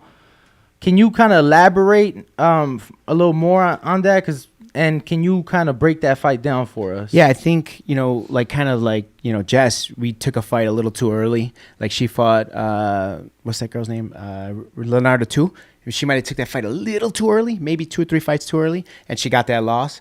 So, and the other thing too is Jess and Alicia were not signed with Matchroom until we proved ourselves by taking a massive risk, by taking a hard fighter, by taking those, opportunities. So they're kind of in the same boat. Like Matchroom isn't signing female American women. Like look at O'Shea Jones. She should be signed. Like I'm shocked that she hasn't got signed, and I don't know if anyone's offered her anything, but like my point to that is like for Americans, females have to work harder to get signed than anyone really, because I don't think any European promoters are signing females unless you upset their fighter, and that's what Alicia did with Terry Harper. That's obviously what we did. So it's like, we have to work. American female boxers have to work a little harder to get signed because we just don't have the support here in the States right now. Do you believe, and obviously I know you guys work with Matchroom, and they've been doing, in my opinion, a great job with the ladies, but do you believe that things are getting better? We just seen Top Rank now sign their second lady in Senicia Estrada. More networks getting involved. It seems like people are being more invested. Do you think that that's the case with women's boxing? In America, no. Because, anybody would sign Senicia. Senicia did all the work. You know what I mean? Senicia's phenomenal. You know what I mean? That's like an easy sign. I'm surprised. I was shocked when Matchroom, and again, I don't even know. I'd have to ask Senicia. I'm shocked that she didn't go to Matchroom or the Zone. But I think that was an easy sign for Top Rank. Golden Boy pretty much, and Senicia's team did all the work, and then they just picked her up when she was already at the top. So I'd like to see more people from scratch developed. Then I would feel like they're doing something. But to sign someone who's already has a world title, who's already a star, it's that's a no-brainer. It's maintaining right now. Like the one girl that she's lighter, she's with Golden Boy, she re-signed. They showed that she re-signed. Marla Esparza? Yeah, Marla Esparza. She re-signed. Which is crazy because she's the one that lost to Senicia. Right. Like so they chose to let go the other one. Because obviously Senicia won it out, but they didn't make her happy and kept the one that lost, which is weird. Yeah, they should. Golden Boy showed Marla Esparza a lot of love since day one. Yeah. So, that could be a relationship issue. That could be a financial issue. They might have got Marla Esparza a little early and they get a little bit cheaper. I'm sure Senicia wants big money. So it could be either one of those things, but I definitely think it's something. Because, with all due respect to Marla Esparza, I would have went with Senicia. No, for sure. Mr. Adore, which is another female that did well off of her pregnancy. Mr. Adore, for McCaskill and Coach Ramos, if you go undisputed in 2 divisions and then beat Teller at 135 for undisputed, do you have the rightful claim to call yourself the GOAT? Can't wait for this Cameron fight. Going to be a tough one. But that would be three-time undisputed, right? Yeah, nobody's done that, right? It's not like we're looking to go down to do that. We're looking to go up to do that because I think that would be an amazing challenge. I can't wait to see who wins out of, Terry Harper and Rankin. Yeah. I think that's going to be an awesome fight. And then, if they do, then it's Tasha Jonas versus the winner. That's going to be a really good fight. So I think it's a harder thing for me to go up and possibly face Hannah Rankin, who's probably naturally, I'm just going to add 10 pounds, like 165. Yeah. And I don't hit 60 anything ever. So it's I think that's a really big challenge, and I think that's what we always want to go to. And the whole Katie thing is like, it's just old by now. Like, how many times do we have to say yes, and when is Katie going to do something about it? Or if she's not really the one that makes the decisions and she's just a puppet, when are her people going to do something about it? So it's like, we're done with that, but we always go up. I feel like if we go undisputed at 140, we really don't need Katie for your legacy. That's 100% a financial fight at that point. Yeah. You know what I mean? Like, because they're going to try to get us to Ireland. They're going to try to, do what I would do on the other side. So it's really, if she's 2-time undisputed, already concrete in the Hall of Fame, I think she's a Hall of Famer now, but that would solidify it. But right? as a fighter, you want that rematch. Tell this guy, what is he talking about? As a fighter, you want the rematch. I would do whatever she wants. For It's sure. so many games, and it's like we've literally been talking about the rematch since 2017. No, I know it's been a long time. And it's like again, like kind of like wait, hold up. We meaning Matchroom, Brian Peters, Kate, not just Jessica. They have sit down meetings. No, I hear you, but guess what? Stressful. Guess what? Today we're discussing that yesterday it was leaked that Earl and Bud are finally gonna fight. Yeah. So 17 isn't long because Earl and them been waiting longer. Pac and Mayweather waited longer. I mean, technically no, because Bud didn't move up till 18, but it was April of 18. You and Katie fought December 17. So damn near just as long. Right. I just never want to put my career on hold or take a path for something that could possibly not happen. Kind of like the Clarissa conversation. It's like Clarissa got to do her thing. She's gonna fight Savannah Marshall, and while she's doing that, I have to figure out my own path, and there's nothing wrong with that. Right. I do have a question for you guys though. What's up? I don't know who Katie's fighting for this. I don't think they announced it yet. But like, what is your thoughts about Katie fighting like Cyborg or like Holly Holm? Like, what are your definitely not Holly Holm? Even though Holly Holm has more boxing experience than Cyborg, but I feel like Katie. And the Cyborg is a good commercial fight to bring more eyeballs to women's boxing. You would want to see that as a boxing. I'm not saying would want. I would watch. Gotcha. Okay. It's not what I want. And I will say Cyborg can fight a little bit. She got hands a little bit for a girl. She sparred who's Clarissa. in MMA. Yeah, she can move. She had Clarissa in camp one time. I know she can move. I saw her. I'm not gonna lie. But she's older. I'm surprised. You like to say. I'm surprised it hasn't happened, and I hope one day it does happen. Hopefully, you guys can do it if you mean interest. those specific people, no, I was gonna crossovers? I was gonna say the WWE route. Like no, I'm not being funny. Like, and I'm not saying go full. I'm saying do the Floyd, do the Tyson Fury. Yo, their following is more than the UFC and the sport of boxing combined. It has like always been combined. Like, bro, like they did their last fucking WrestleMania at Cowboy Stadium was a 2-day event with 100,000 people per day. Back-to-back days. That's insane. Doesn't your son like wrestling? He did. I don't know if he still does. He's grown now, but yeah. I got a few before you. Can I say one more thing? But what made you bring up the crossover fights? Because I'll say that I think that once you get to that point, I'd love to see you get in them only because of the. Right. Yeah. Why not? Really, really quick. I would love a crossover fight. We've been talking about doing a crossover fight for a very long time. And it's really hard to get people to back us on the ideas that we want to do. People really try to make us go down different paths that they want. But as far as me, like, I'm not interested in seeing Cyborg fight. Like, I feel like the word played out is not the word that I'm thinking, but that's the first thing that comes to mind. Cyborg is kind of played out. When's the last, like, she's been losing. It's like sometimes you don't want to see people keep losing. Holly Holm, kind of same thing. She's been losing. It's like Holly's got to be old. Yeah. She retired from boxing how long ago? Oh, a long time ago. Probably long time ago. 10 years, probably 8 years. 10 so years? it's like if you're going to do a crossover her fight, career got rejuvenated when she went to MMA. No doubt about it. For sure. And it's like if you're going to do crossover with the people that are hot. Like I would even like to see like Rose crossover or like who retired Judgechek, bring her back for some kind of something or like those hot names. What about even though she lost, what about an Amanda Nunes?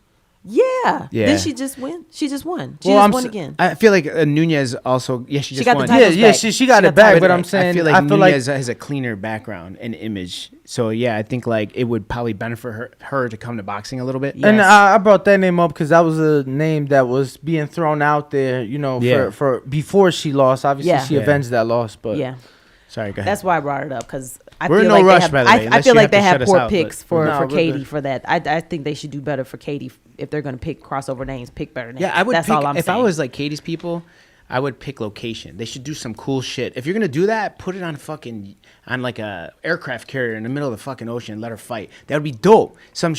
I would try locations. Pompeii, like.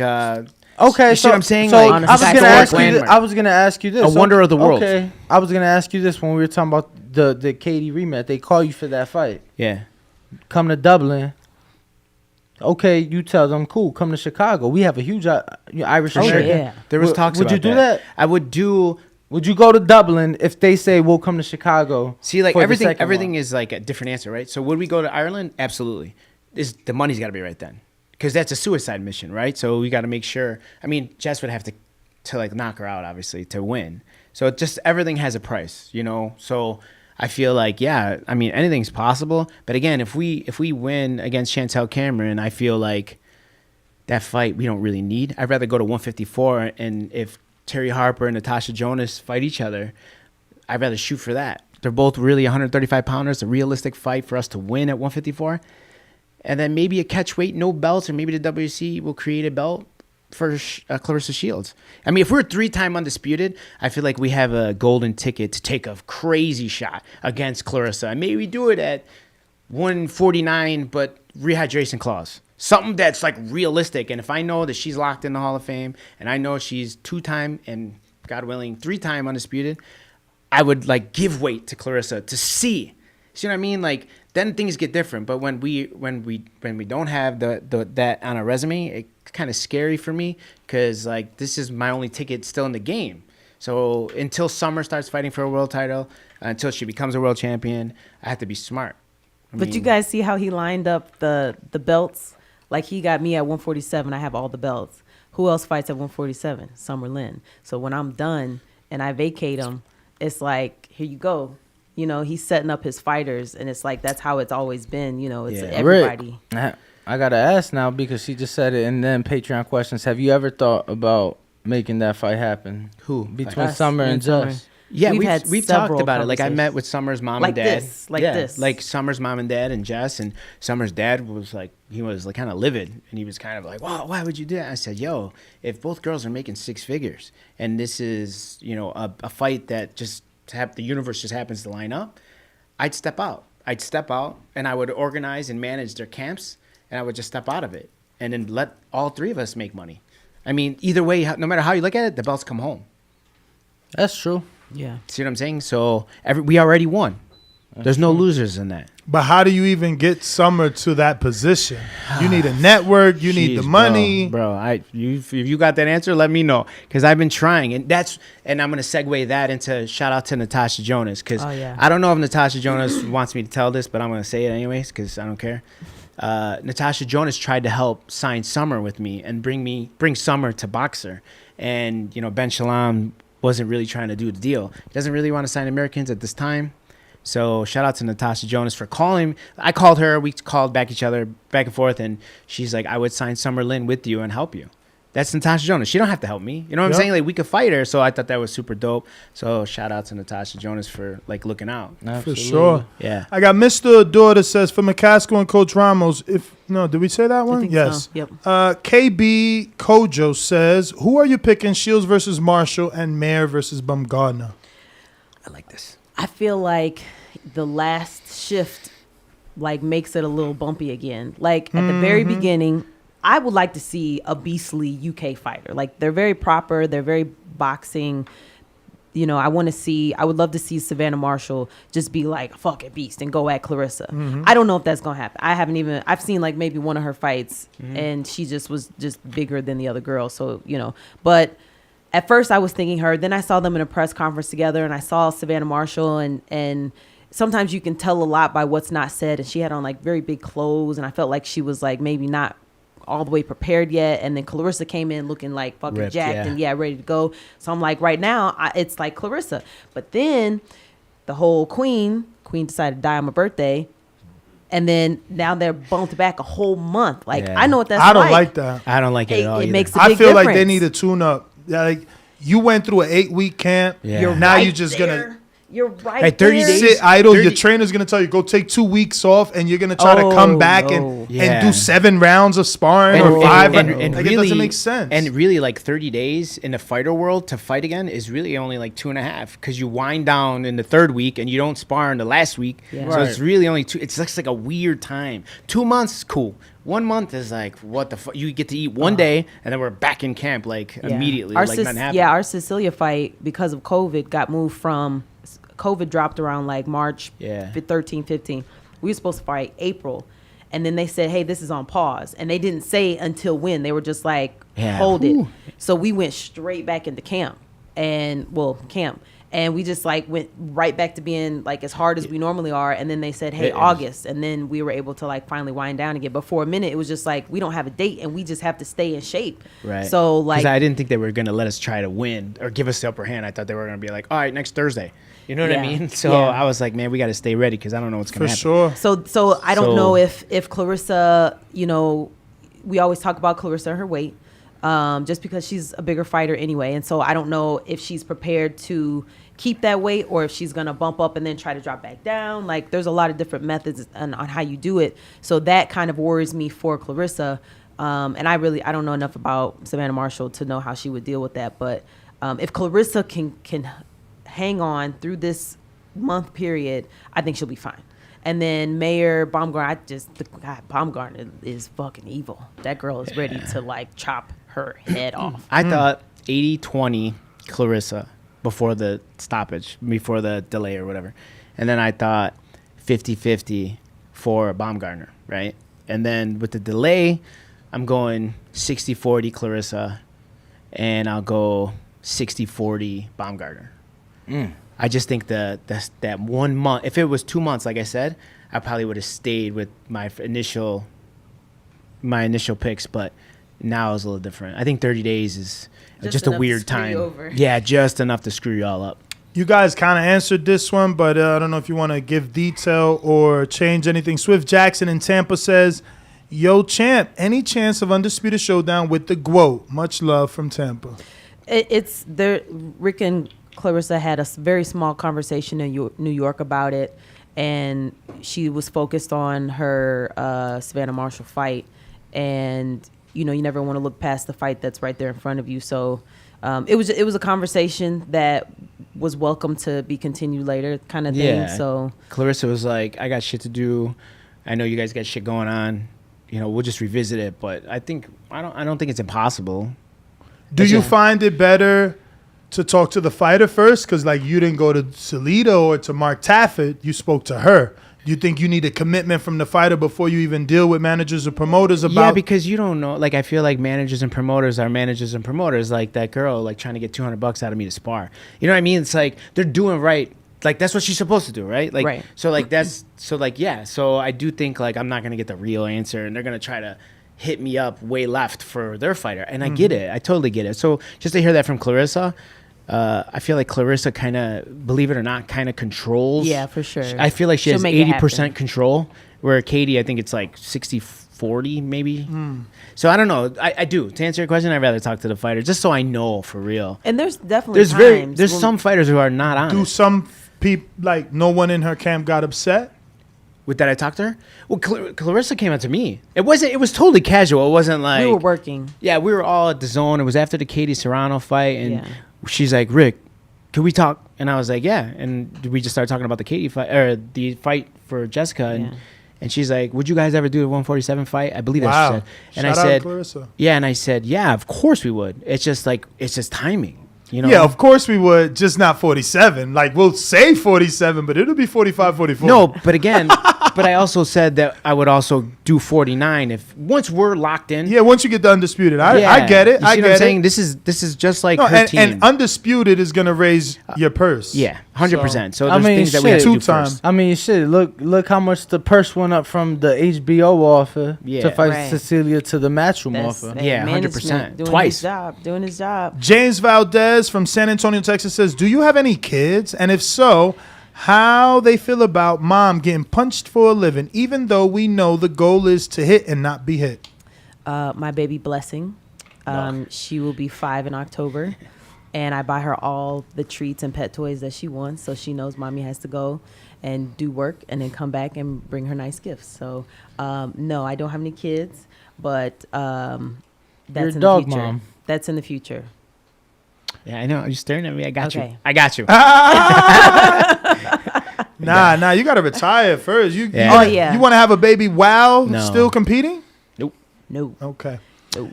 I got casual. Are you guys sparring anybody right now? They're hitting me back. Are you sparring anybody? No, I mean, because I wanted to do it this morning, but we're kind of it's shot Too now. late? Yeah, kind So of. this is your only window? Yeah. Today? Yeah. Or this morning is the only This window? morning was our only window because we have the zone obligations that we have to do.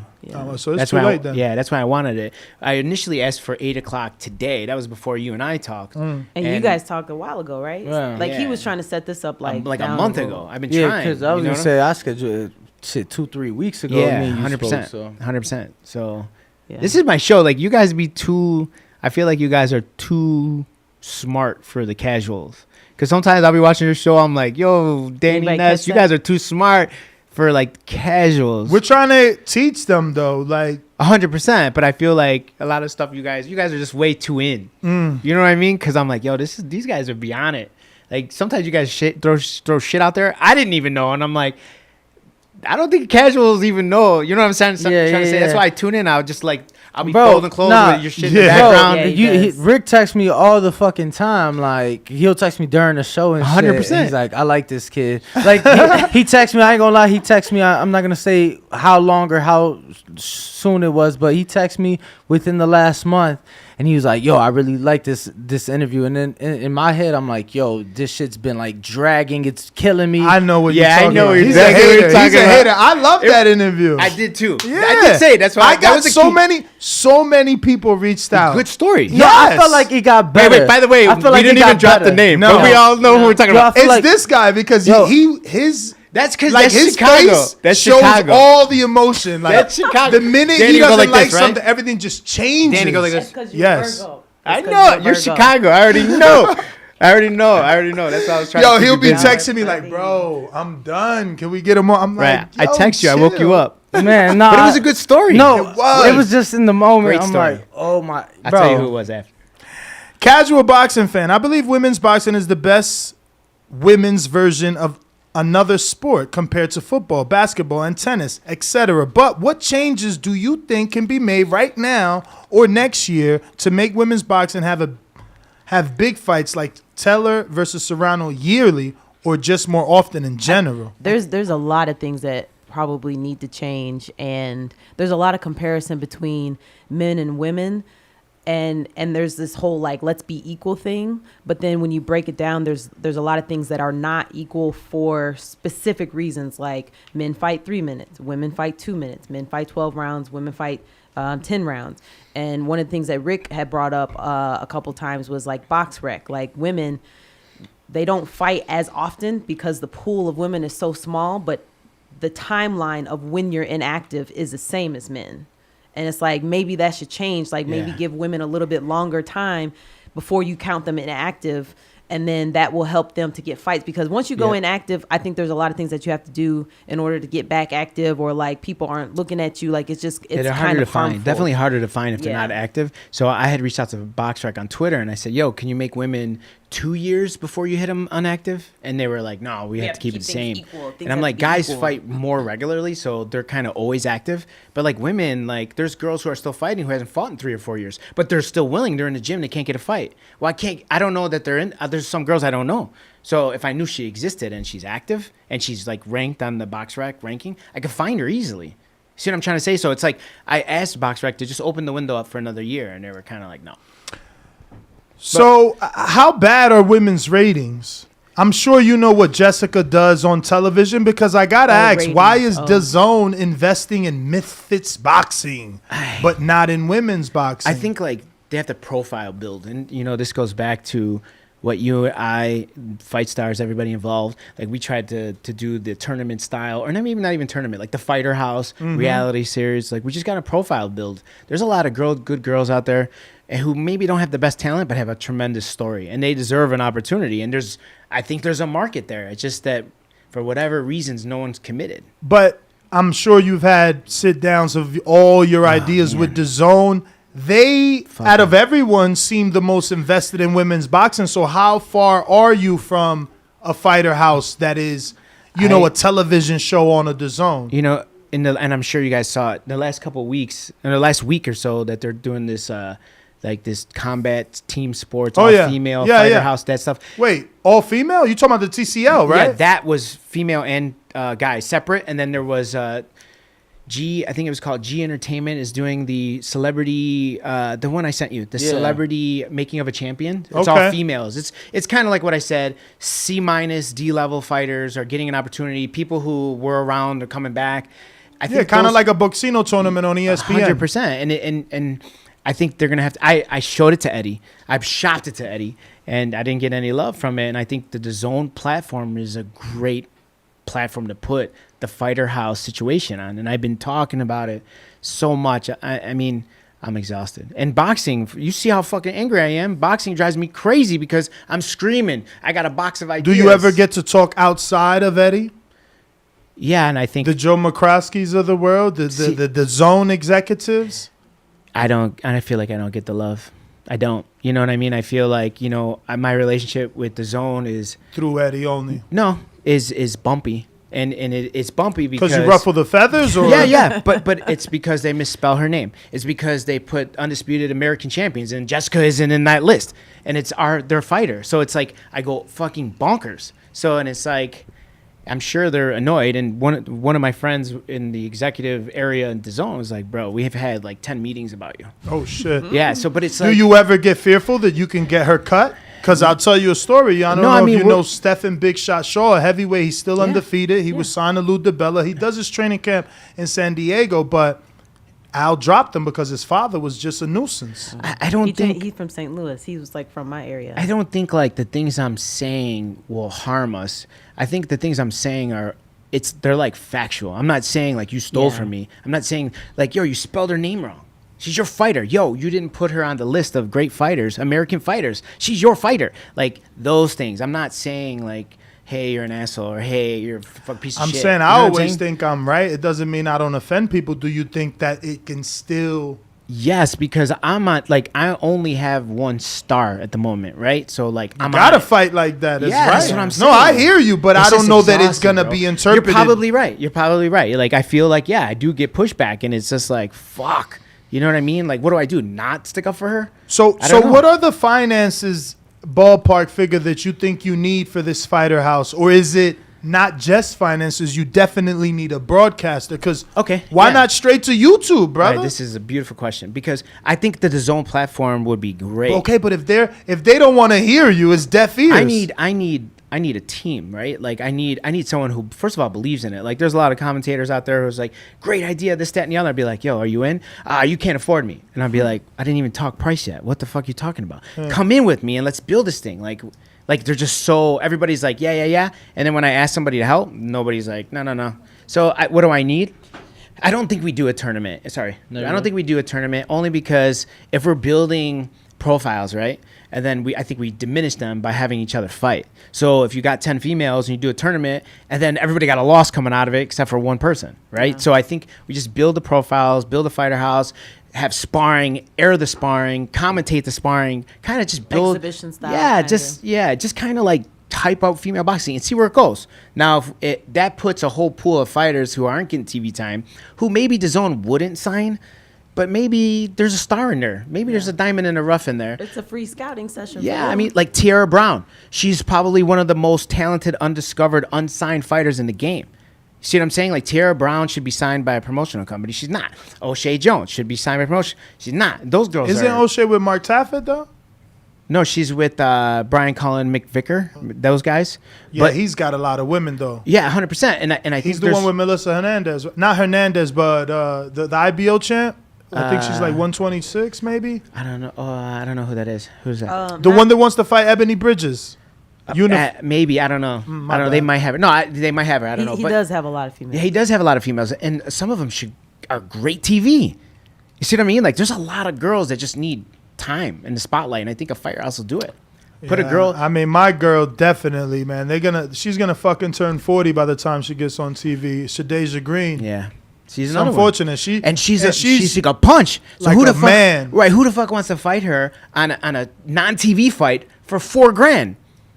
Listen, they call me and try to fight whoever on my team. I'll be like they offered me O'Shea Jones, and I was like, why would I do that? Like if one of them are signed, that money quadruples. See what I mean? So like, there's a lot of fights that can't be. They called you for Summer. Yeah, Eric Henschel.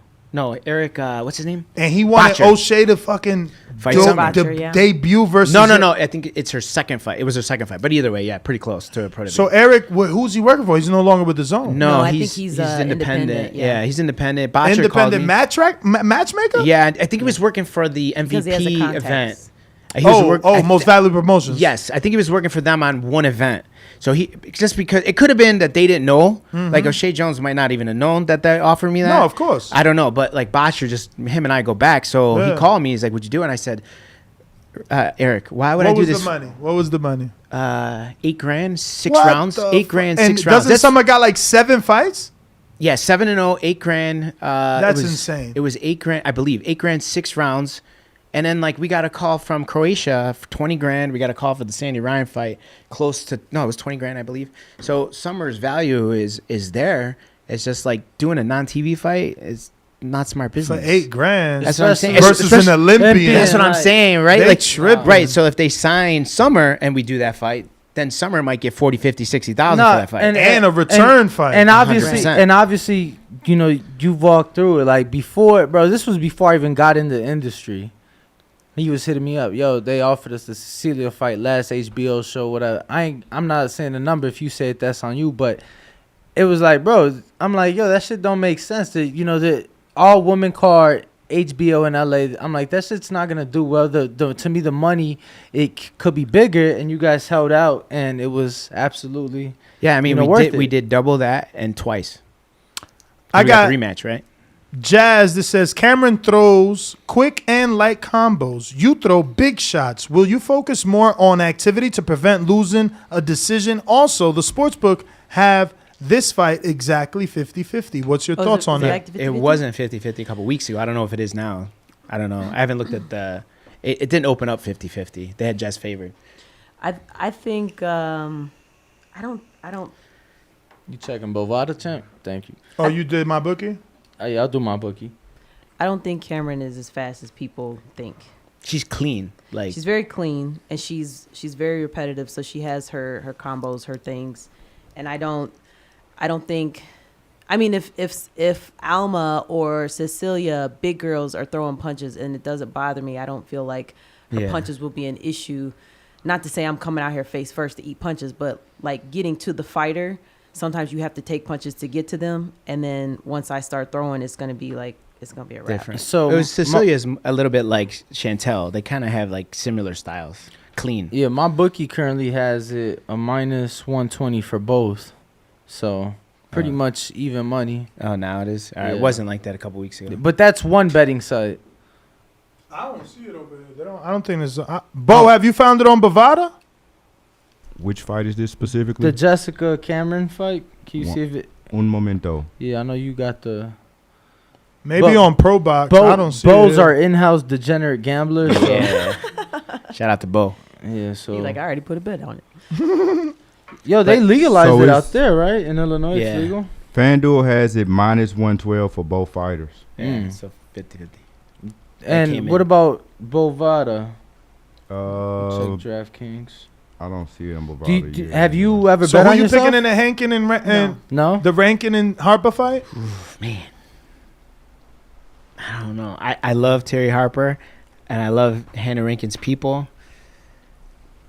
Yo, Rankin is a significant underdog, almost 3-1. But Terry can box, move, and I think Hannah Rankin's stronger.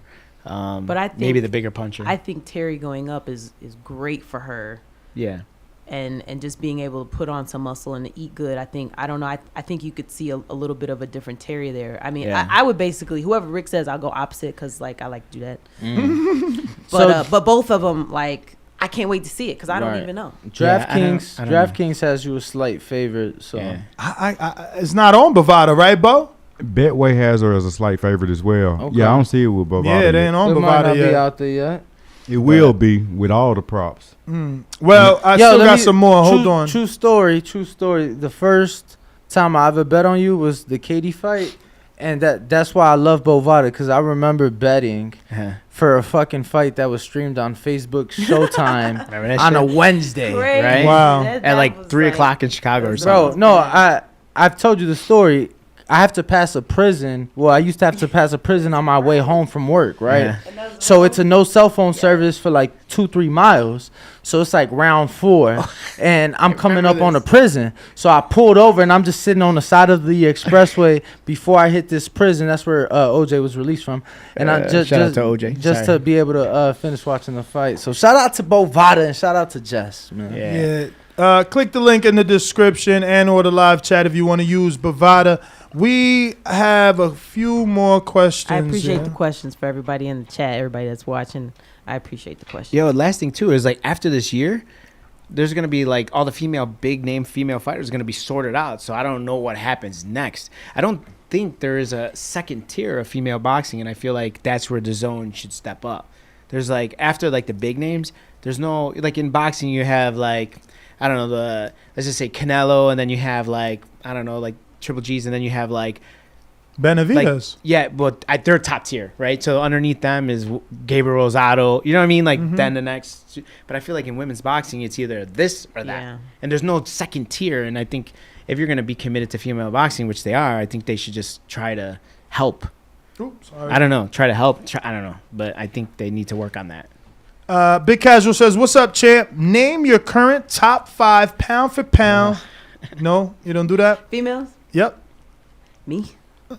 I mean, like I'm not a fan of like these people. Like I don't like. It's just different for people watching, and like for me, like it's just not the same. Like I know Sinise is out there killing it. I think Alicia Baumgartner's gonna like climb the ranks fast. I mean Clarissa, she's obviously doing what she's doing. Katie, I feel like Katie, she cool, but like. You got Clarissa moving weights. Like, that's dope. Yeah, that's way different. I'm moving weights. Like, it's very easy to sit in your comfort zone and just, like, have them bring you, like, old UFC fighters for you to, like, beat down.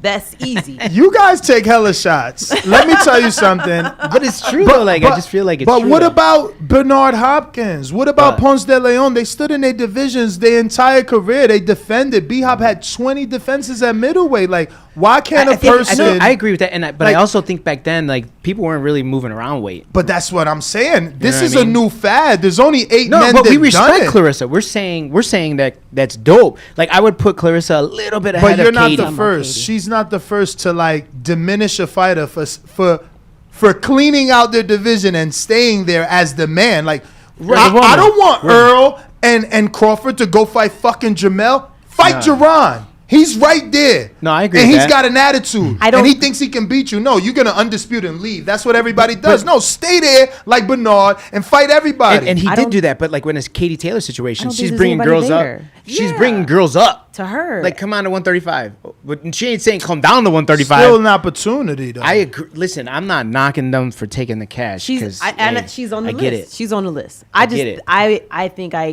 I have very high expectations for the sport. I'll give my list. So I think she should be doing more. But like if I were in the game more so when you're talking about who you were talking about, I probably would have said the same thing. Like I want to see him like try something harder. Like, you know, that's just kind of how my It's like if Summer wasn't with you and she was only with Rick, you think she wants your vacant belt? She want the champ. Yeah, I want the head of the champ.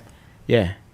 I don't want you to vacate. She can come for it too. She can come for it. I mean, like, and that's the thing. It's like, but we talked about that. We talked about possibly fighting. So we've covered that, and we've covered the fact that okay, if she doesn't make it to that realm before I'm out, then hopefully we can make sure she gets one. I will say I'm not a fan of like we're at 147, right? I'm not a fan of like you coming in like Chantel was like, I'm gonna go to 147 and fight Undisputed. I'm not a fan of that. I told Matchroom at the time before this fight was scheduled, I said have her fight anyone at 147. She's not just gonna get a shot. Like we took us a second to get here. You know what I mean? Have her go fight someone at 147 and then fight. I think that's a little bit more exciting. And people could say the same thing about me going down to 140. But that WBC belt was mine. Right. Yeah, no, I mean, you were champion at 40. I did not vacate the WBC belt.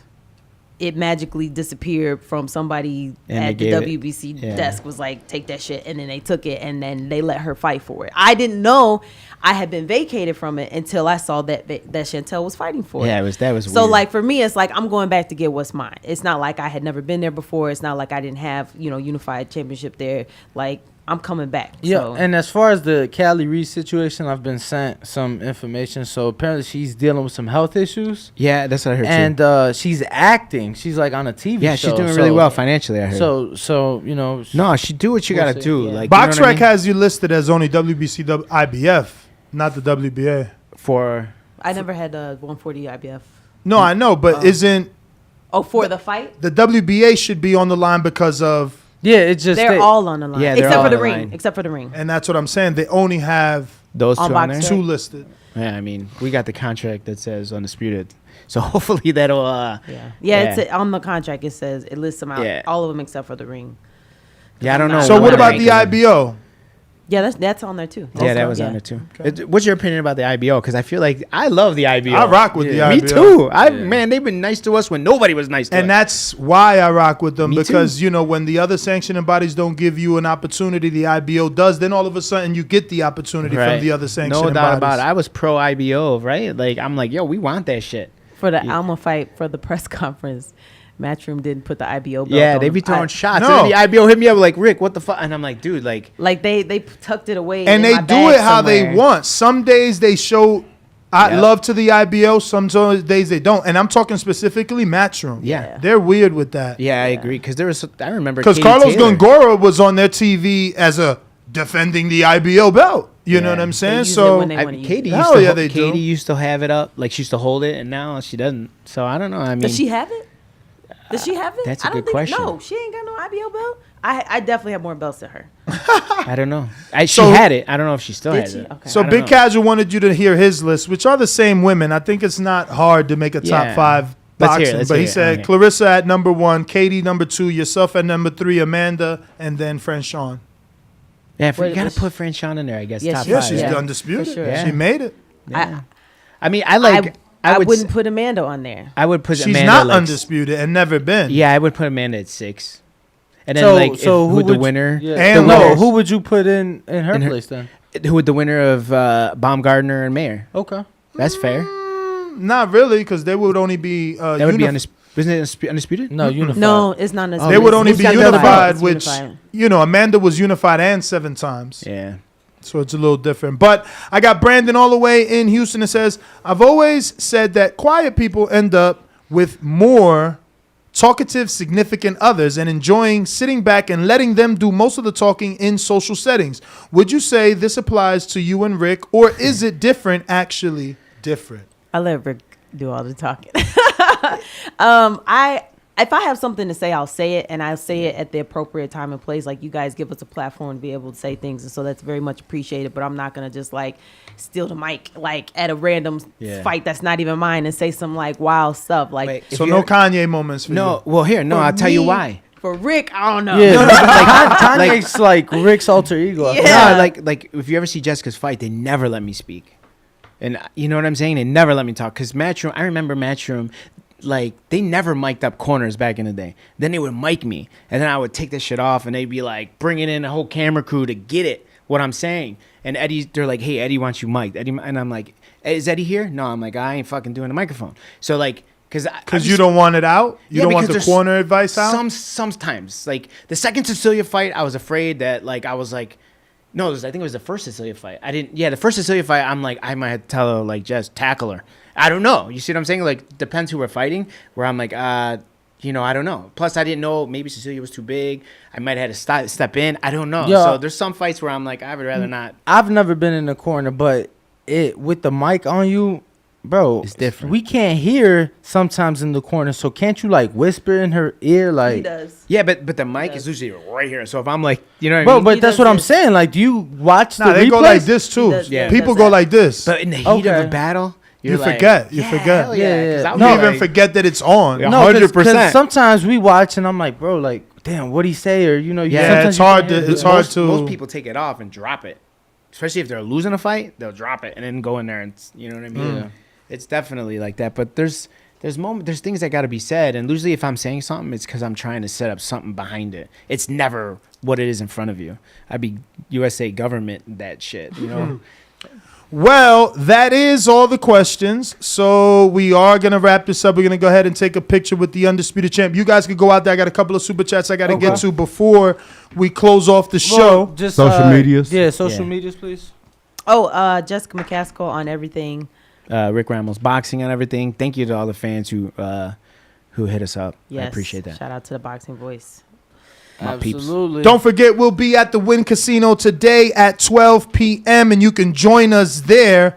I don't know who we're going to be cooking up for a guest, but we last stopped off on Izzy. We got to BX Don. Bougie and Broward says, crazy how y'all really ain't fun.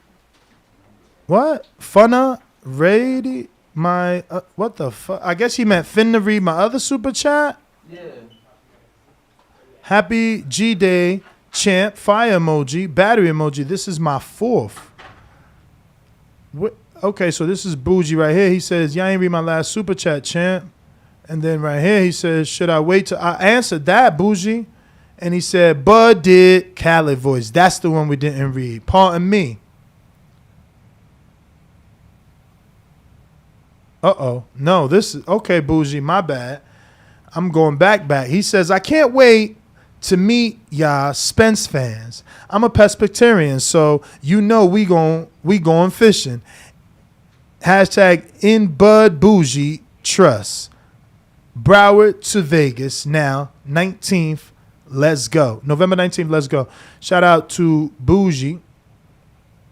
And we got Modern King Boxing that sends his $10 for the Hasim Rahman glove. Bo, if you're there, can you put him in that or you're not? I'll do that. Oh, you're there. Put him in that on my list, please. We got that was from Modern King Boxing. All right. Then we got a $5 super chat from my good friend, for sure Fire D. He says, so hyped for this fight. Y'all know I got the big fish emoji, 100 emoji. And Border Wars back in Vegas, Spence fight weekend. I want Corey Frank. Let's do it. $5 super chat for my man's DeMarcus, for sure, Fire D. Looks like we got another one here from Noel G in Dallas. It says, we all know Floyd has always loved disrupting or stealing shine from Canelo fight week. What if Coppinger took the bait? Laugh out loud. Fight better happen. I believe it will happen.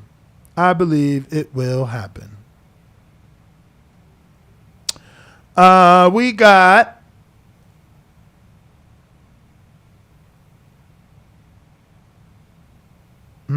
is this new casual that I said this fight was dope, too much money in the rematch?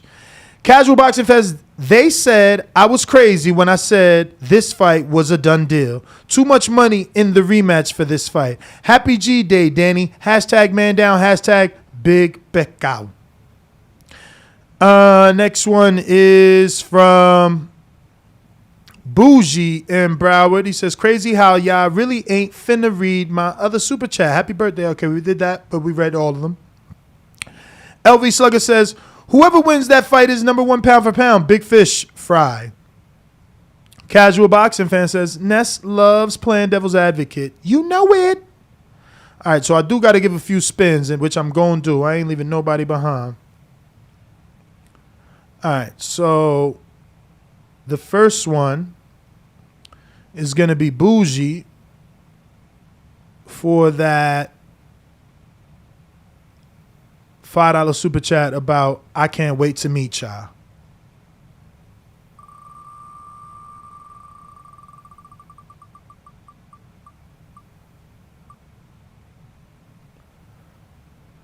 Frockwood water bottle, Bougie. So you definitely are in there because you sent the 5 plus a 10. So we'll just drop you in that Frockwood water bottle. Bo, if you can do that as I keep it moving so we can take this picture with the Undisputed Champ. Next one is coming from For Sure Fire D. So we got to do his.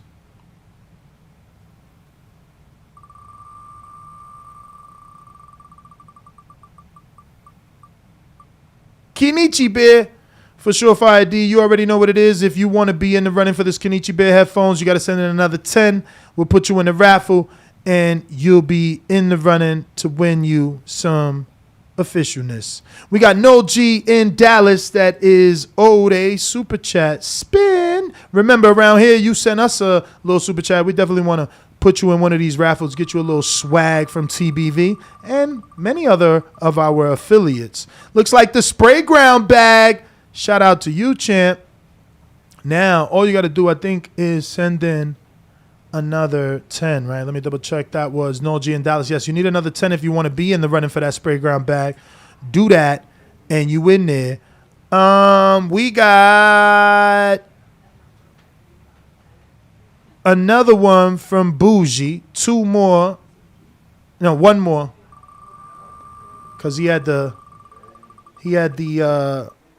5, and then a 10. So that is Spray Ground bag, Bougie.